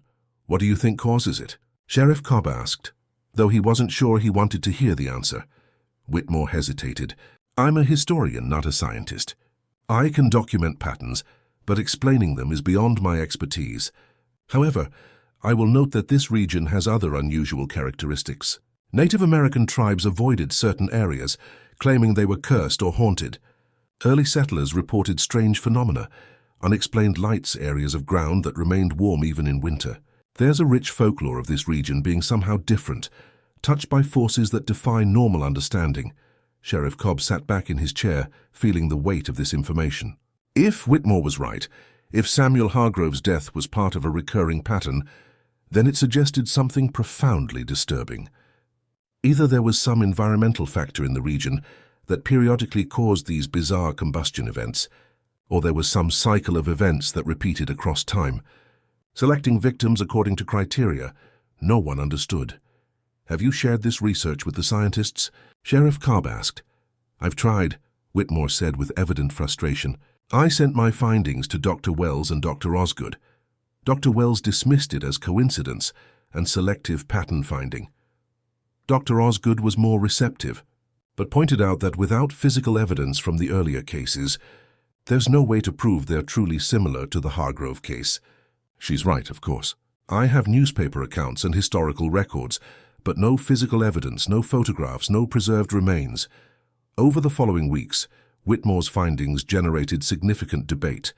Some saw his research as validating evidence that spontaneous human combustion was a real recurring phenomenon. Others dismissed it as the kind of pattern finding that humans are prone to, seeing connections where none truly exist. Dr. Osgood, despite her initial skepticism, became intrigued enough to conduct her own research.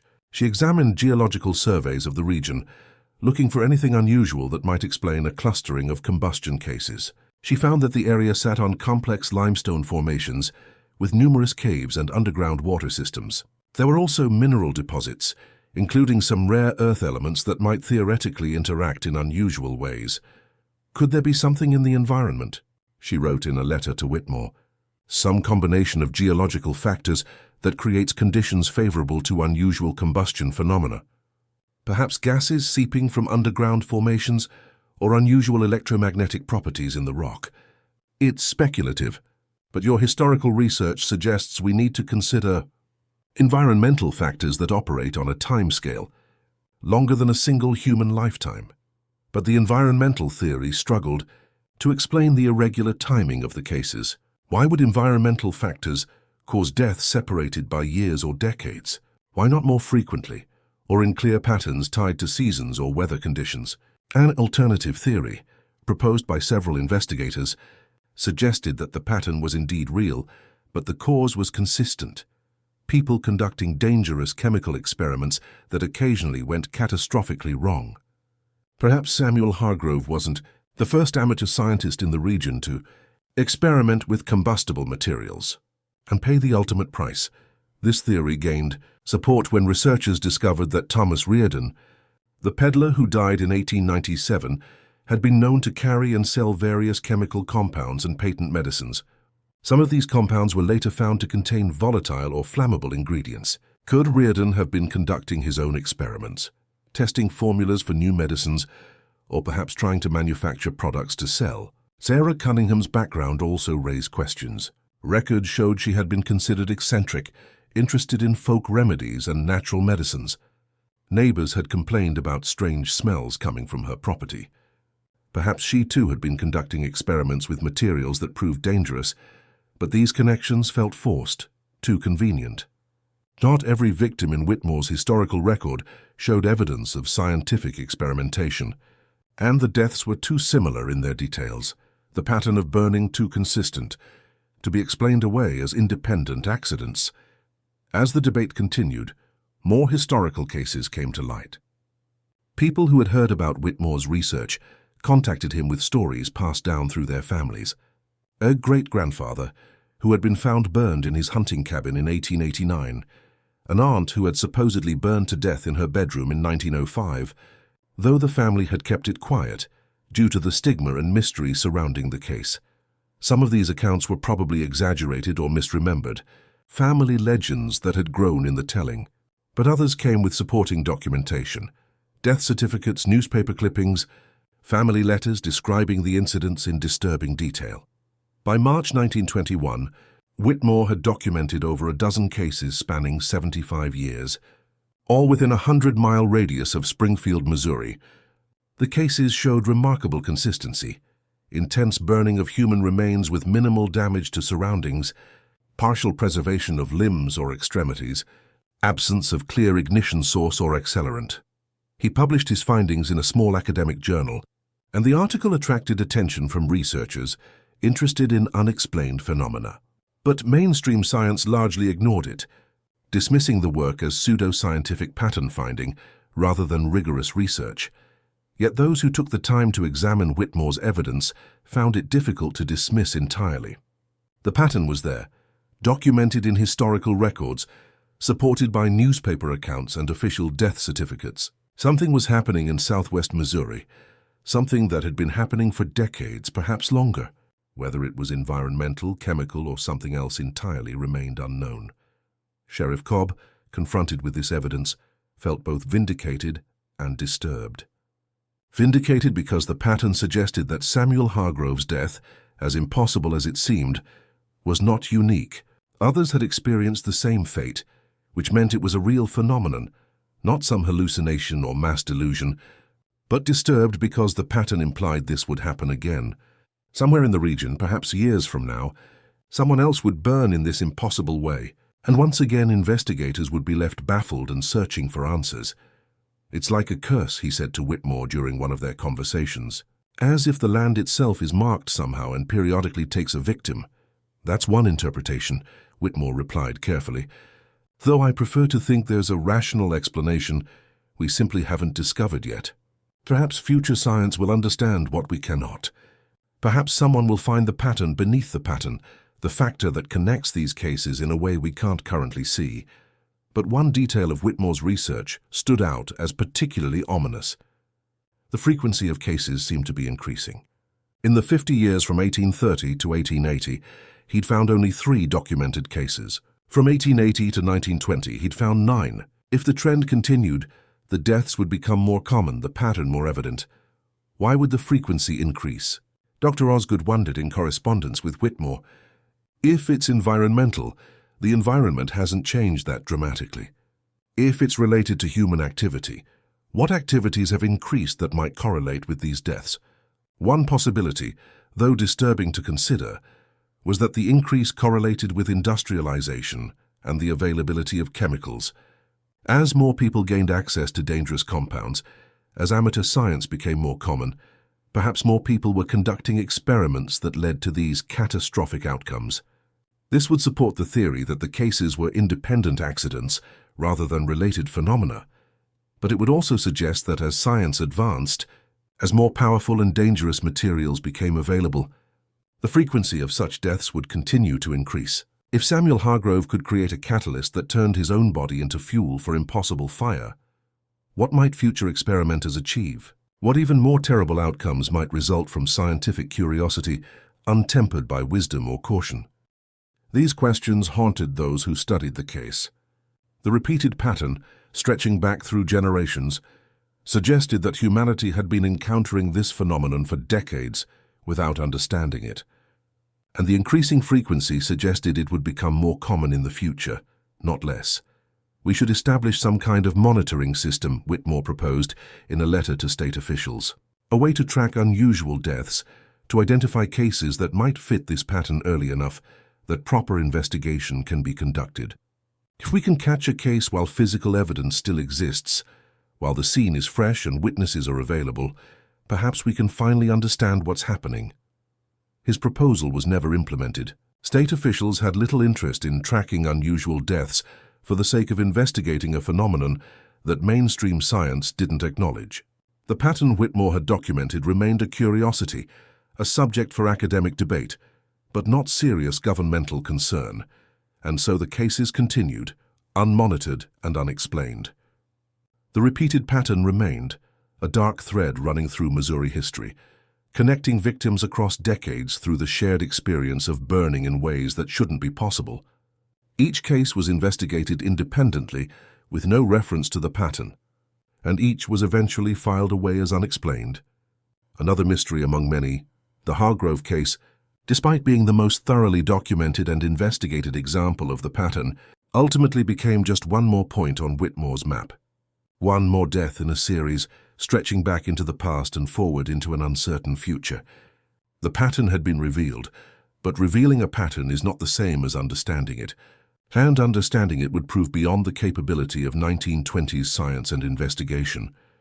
As decades passed, and the initial shock of the Hargrove case faded from public memory, the story took on new life in scientific circles. What had been dismissed by many as an impossible anomaly gradually became recognized as a legitimate, if extremely rare, phenomenon requiring serious study. The advent of modern forensic science, with its sophisticated tools and techniques, promised to finally unlock the mystery of Samuel Hargrove and cases like his. In the 1950s, forensic scientists began documenting cases of what they termed anomalous combustion deaths, incidents where human bodies burned with unusual intensity or in unusual circumstances. The Hargrove case, with its extensive documentation despite the loss of physical evidence, became a reference point for these studies. Dr. Raymond Foster, a forensic pathologist working in the 1960s, developed what became the most widely accepted theory for these cases, the Wick effect. His research, conducted with actual experiments using pig carcasses, considered the closest analog to human bodies for scientific testing, demonstrated that under specific circumstances, a body could burn for hours with minimal external fire damage. The principle is surprisingly simple, Dr. Foster explained in his groundbreaking 1963 paper. Human body fat has a relatively low melting point. If a body is ignited, the fat liquefies and is absorbed into clothing or bedding, which acts like a wick in a candle. The fat-soaked fabric burns slowly but at high temperature, gradually consuming the body, while the fire remains localized. The bones exposed to these sustained high temperatures can eventually calcify and crumble, leaving primarily ash. The wick effect theory explained many of the puzzling aspects of cases like Hargrove's. It accounted for the intense burning of the body with minimal surrounding damage. It explained why these deaths often occurred in enclosed spaces, where bodies were in contact with flammable materials, like bedding or furniture. And it provided a mechanism that, while unusual, operated entirely within known physical laws. Dr. Foster's experiments were convincing. He demonstrated that pig carcasses, dressed in cloth and placed on furniture, could be consumed almost entirely over the course of several hours, with the furniture showing only localized charring. The temperature at the point of combustion could exceed 1500 degrees Fahrenheit, hot enough to reduce bone to ash, while areas just inches away remained relatively cool. The key factor is time, Dr. Foster noted. These aren't sudden, violent fires. They're slow, sustained combustions that can last 4, 6, even 8 hours. Given enough time, enormous heat can be generated and enormous destruction achieved, all while the fire remains contained to a surprisingly small area. The wick effect theory was widely adopted and remains the leading scientific explanation for anomalous combustion deaths. Modern forensic textbooks cite it when discussing these rare cases, and investigators encountering such deaths are trained to look for evidence of wick effect combustion. However, applying the wick effect theory to the Hargrove case reveals persistent inconsistencies that continue to trouble researchers. Samuel Hargrove was wearing only a thin nightshirt when he died, not the heavy clothing that would be necessary to sustain a wick effect fire. His bedsheets, while partially burned, were not consumed in the way the theory would predict. And most significantly, the precision with which the burning stopped at his hip remains difficult to explain through the wick effect alone. The wick effect is real and well documented, acknowledged Dr. Sarah Chen, a modern forensic scientist who studied the Hargrove case in the 2000s. But it doesn't fully explain this particular case. The lack of sufficient fabric to act as a wick, the minimal damage to the bedding, and especially that intact leg. These details don't fit the standard wick effect pattern. Either there were factors present in 1920 that weren't properly documented, or something unusual happened here that the wick effect theory doesn't cover. Some researchers propose that Samuel's experiments, particularly his work with chemical catalysts, might have created conditions where a modified wick effect could occur. Perhaps the compounds he'd allegedly absorbed into his tissue made his body fat burn more readily, more completely, requiring less external fuel to sustain the reaction.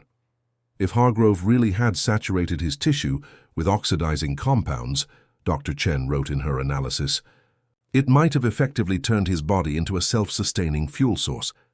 The initial ignition could have come from something as simple as a spark from static electricity, or even the metabolic heat of his own fever.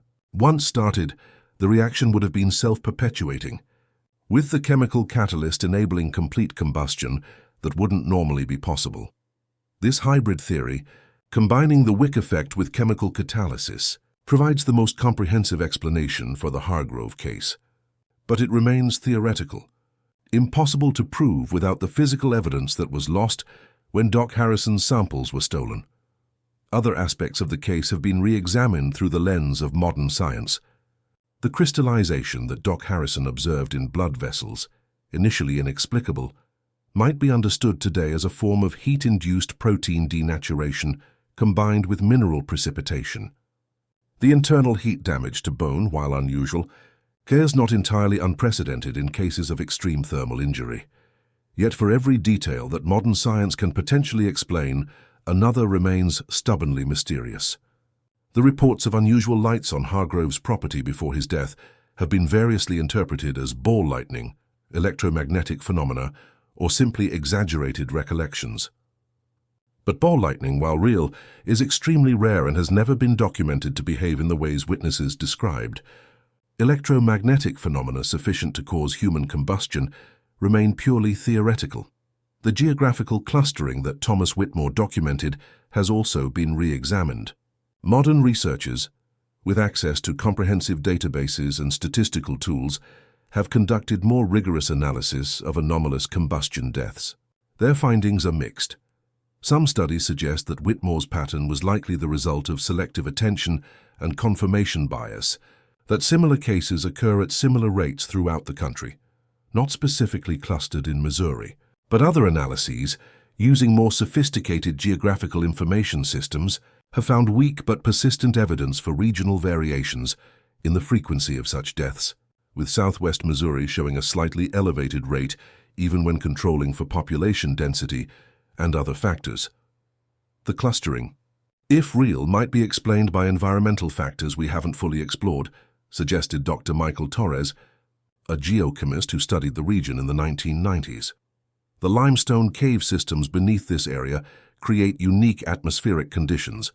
There are documented cases of unusual gas accumulations, rare mineral exposures, even anomalous electromagnetic readings in certain locations. Could any of these factors contribute to an increased risk of anomalous combustion? It's possible, though proving it would require extensive research we haven't conducted. The stolen evidence from Doc Harrison's clinic has never been recovered, despite modern investigators' attempts to track it down. The break-in was never solved, and whoever took the samples and reports left no trace. Some researchers believe the theft was simply opportunistic, perhaps by someone hoping to profit from selling bizarre evidence, or by a rival physician wanting to suppress Doc Harrison's findings. Others maintain that the systematic nature of the theft, taking only Hargrove-related materials while leaving everything else, suggests someone with specific knowledge and purpose.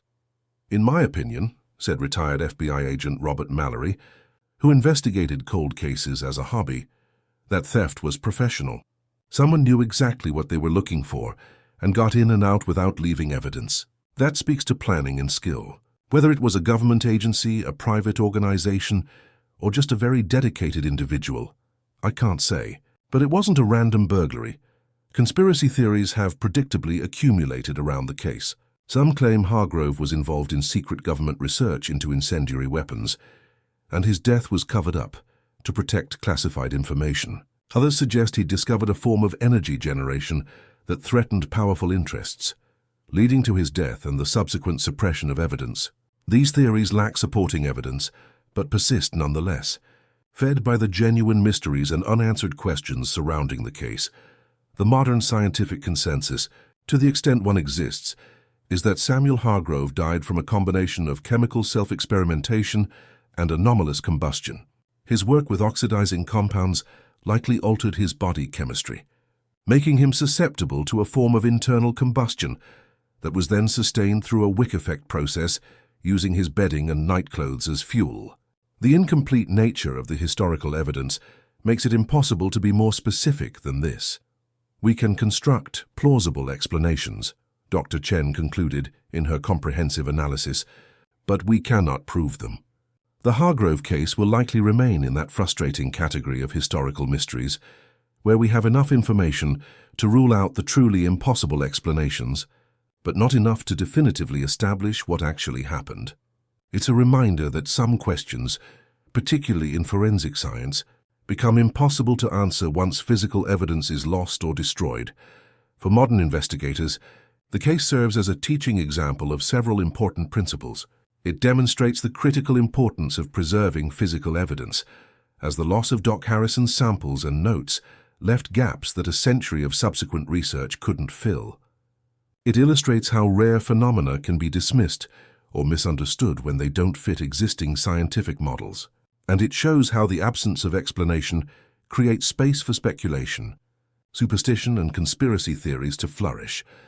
But perhaps most importantly, the Hargrove case reminds modern forensic scientists that the world still holds mysteries, that not every death can be neatly explained, and that the limits of scientific knowledge are not fixed, but constantly expanding. What seemed impossible in 1920 is better understood today, though still not completely explained. What seems impossible today may be routine knowledge for future scientists with access to technologies and theories we haven't yet developed. In forensic science courses, The Hargrove case is often presented alongside the reminder that absence of explanation is not evidence of the supernatural. The case can likely be explained through natural processes, even if we lack the complete information to construct that explanation with certainty. The fact that we don't understand something doesn't make it paranormal. It simply makes it unknown. Yet even the most skeptical scientists acknowledge that there's something uniquely disturbing about the Hargrove case. The detail of that intact leg, lying beside the pile of ash that had been a living man, challenges our intuitive understanding of how fire behaves. The precision of the burning, the selective destruction, feels wrong in ways that purely technical explanations struggle to address. Intellectually, I accept that there's likely a rational explanation, admitted Dr. Chen. But when I look at the photographs from 1920, when I read the eyewitness accounts, I feel the same unease that Sheriff Cobb and Doc Harrison must have felt. There's something about this case that reaches past rational analysis and touches something deeper.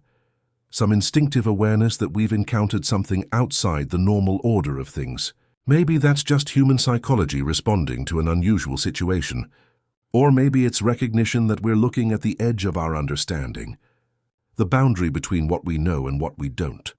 More than a century has passed since that November morning when Martha Hendricks discovered Samuel Hargrove's remains in a small Missouri farmhouse. The property itself is long gone, demolished in 1925 when the land was sold and repurposed for agriculture.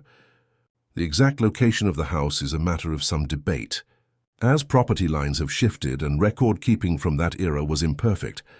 But the story persists, passed down through generations, told and retold with varying degrees of accuracy. In Springfield, older residents still remember hearing about the case from their grandparents. Local historians maintain files on it, adding newspaper clippings and research papers as they accumulate. And every few years, someone rediscovers the story and brings it back into public attention. The farmhouse site, or what is believed to be the farmhouse site, has become something of an unofficial landmark for those interested in strange phenomena.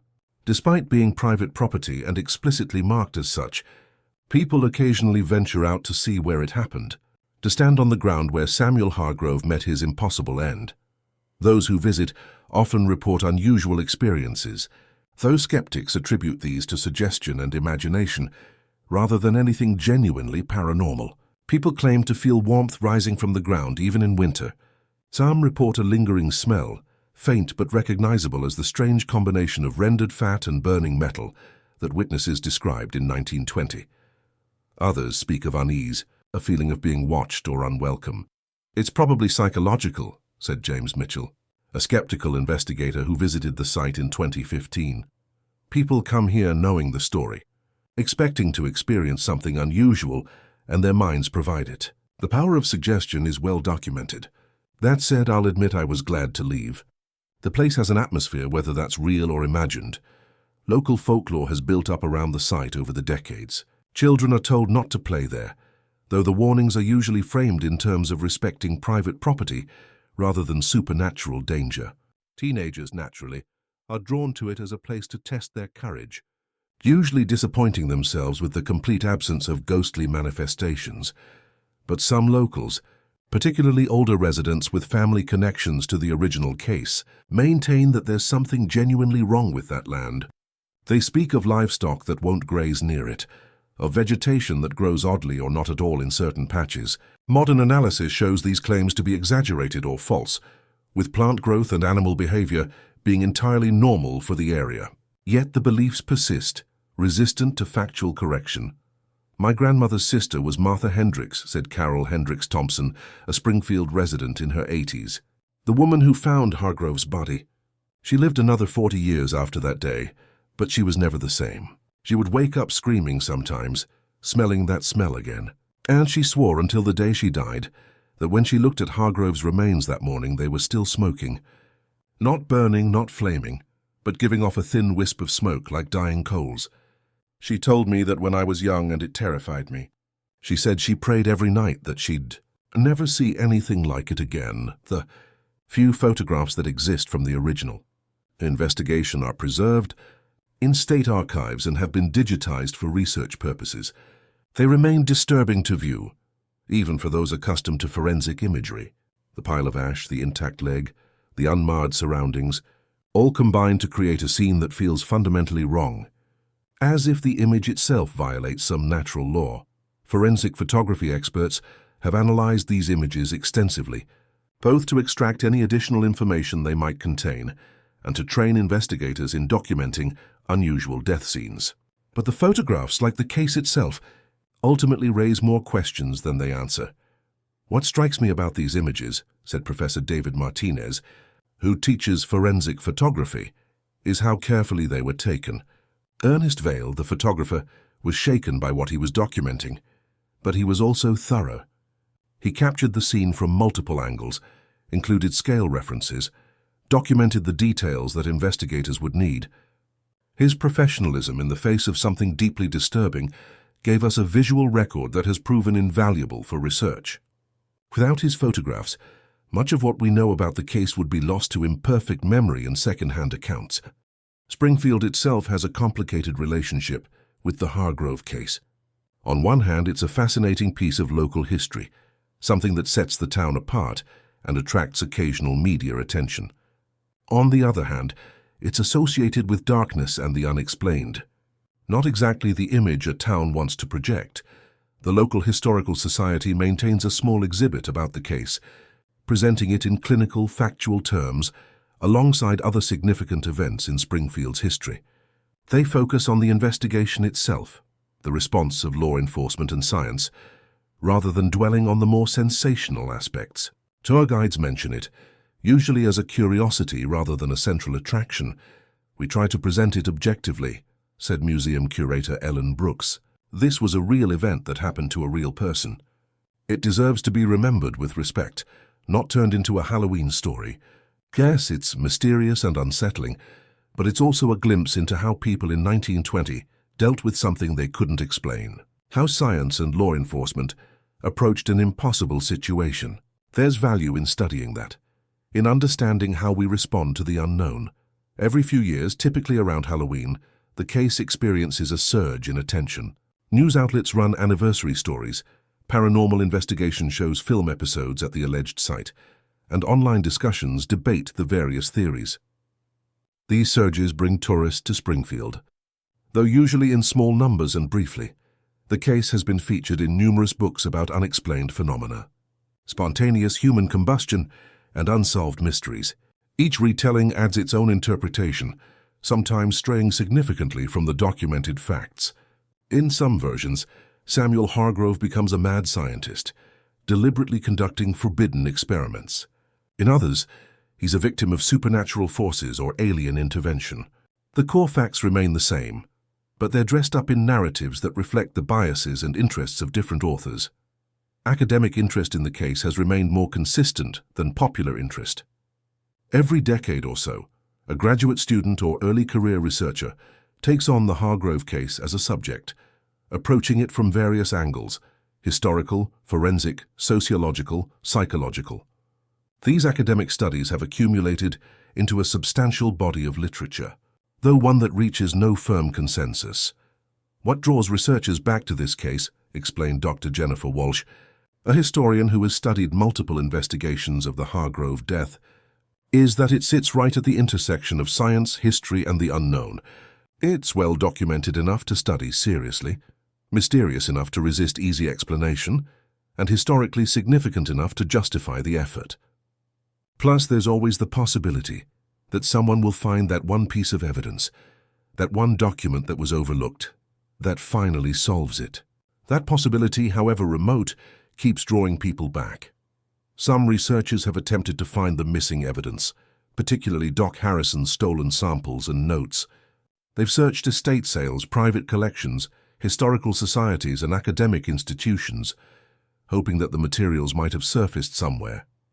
So far, these searches have been unsuccessful, though they've occasionally turned up other interesting historical documents unrelated to the case. The theft of that evidence was one of the real tragedies of this case, said Dr. Chen. With modern analytical techniques, we could extract so much information from those samples. DNA analysis, mass spectrometry, advanced chemical analysis, all tools that didn't exist in 1920. If those samples still exist somewhere, preserved in a forgotten basement or attic. They could finally give us definitive answers, but after more than a century, the odds of them surviving and being found are vanishingly small. The field where the farmhouse once stood changes with the seasons. In spring it grows green with crops or pasture. In summer it bakes under the Missouri sun. In autumn it turns golden brown. In winter it lies cold and dormant beneath snow.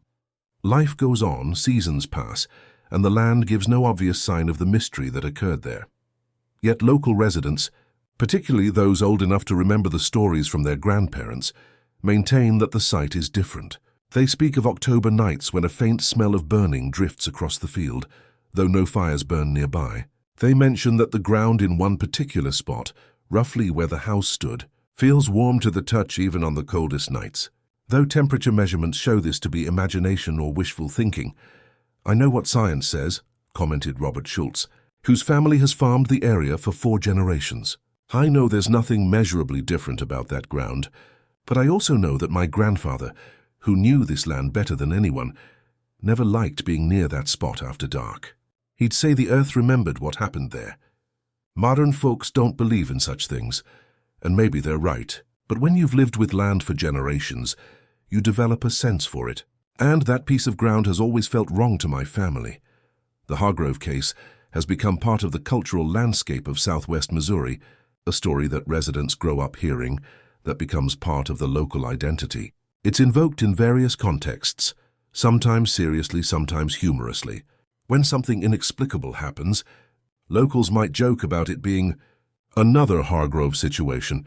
The case has entered the regional vocabulary as shorthand for the mysterious and unexplained, but beneath the jokes and the local color storytelling, there remains a genuine unease about the case, because at its core the Hargrove death represents something deeply troubling, the possibility that people can die in ways that defy understanding, that the world contains phenomena beyond our ability to explain or predict. What really disturbs people about this case, reflected Reverend Patricia Thornton, great-granddaughter of the Reverend Elijah Thornton, who counseled Samuel before his death, is that it suggests vulnerability. We like to think we understand the dangers we face, that we can protect ourselves through knowledge and precaution. But Hargrove's death, assuming it happened the way it appears to have happened, suggests there are dangers we don't understand and can't guard against. That's frightening in a very primal way. As the years pass and the case slips further into history, it's gradually transformed from lived memory to historical record to legend. The last people who were alive when it happened, even as children, have now passed away. The case exists now only in documents and photographs, in second-hand and third-hand accounts, in the accumulated research and speculation of multiple generations, yet it refuses to fade entirely. Every few years, someone encounters the story for the first time and is captured by it, drawn into the mystery. They research, investigate, theorize, adding their voice to the century-long conversation about what happened to Samuel Hargrove on that November night in 1920. The land where it happened is quiet now. Ordinary farmland, indistinguishable from thousands of other fields in Missouri. But on certain nights, particularly in late October when the air grows cold and the leaves fall from the trees, locals claim they can still smell it. That strange combination of rendered fat and burning metal, faint but unmistakable, drifting across the fields like a memory that refuses to die. Whether this smell is real or imagined, whether it's a genuine residual phenomenon or simply the power of suggestion working on minds primed by a century-old story, no one can say for certain. But for those who claim to smell it, who stand in that field on a cold October night and catch that faint, unsettling odor, the case becomes more than history. It becomes immediate and real, a reminder that on this very ground something impossible occurred. The farmhouse is gone. The witnesses are dead. The evidence is lost. But the mystery remains as persistent as that alleged smell on autumn evenings, as enduring as the questions that no one has been able to answer. Samuel Hargrove melted in his bed, consumed by a fire that wasn't a fire, dying in a way that shouldn't be possible. And more than a century later, despite all our science and investigation, despite all our theories and analysis, we still cannot fully explain how or why. Perhaps that's the real legacy of the case. Not the mystery itself, but what the mystery represents.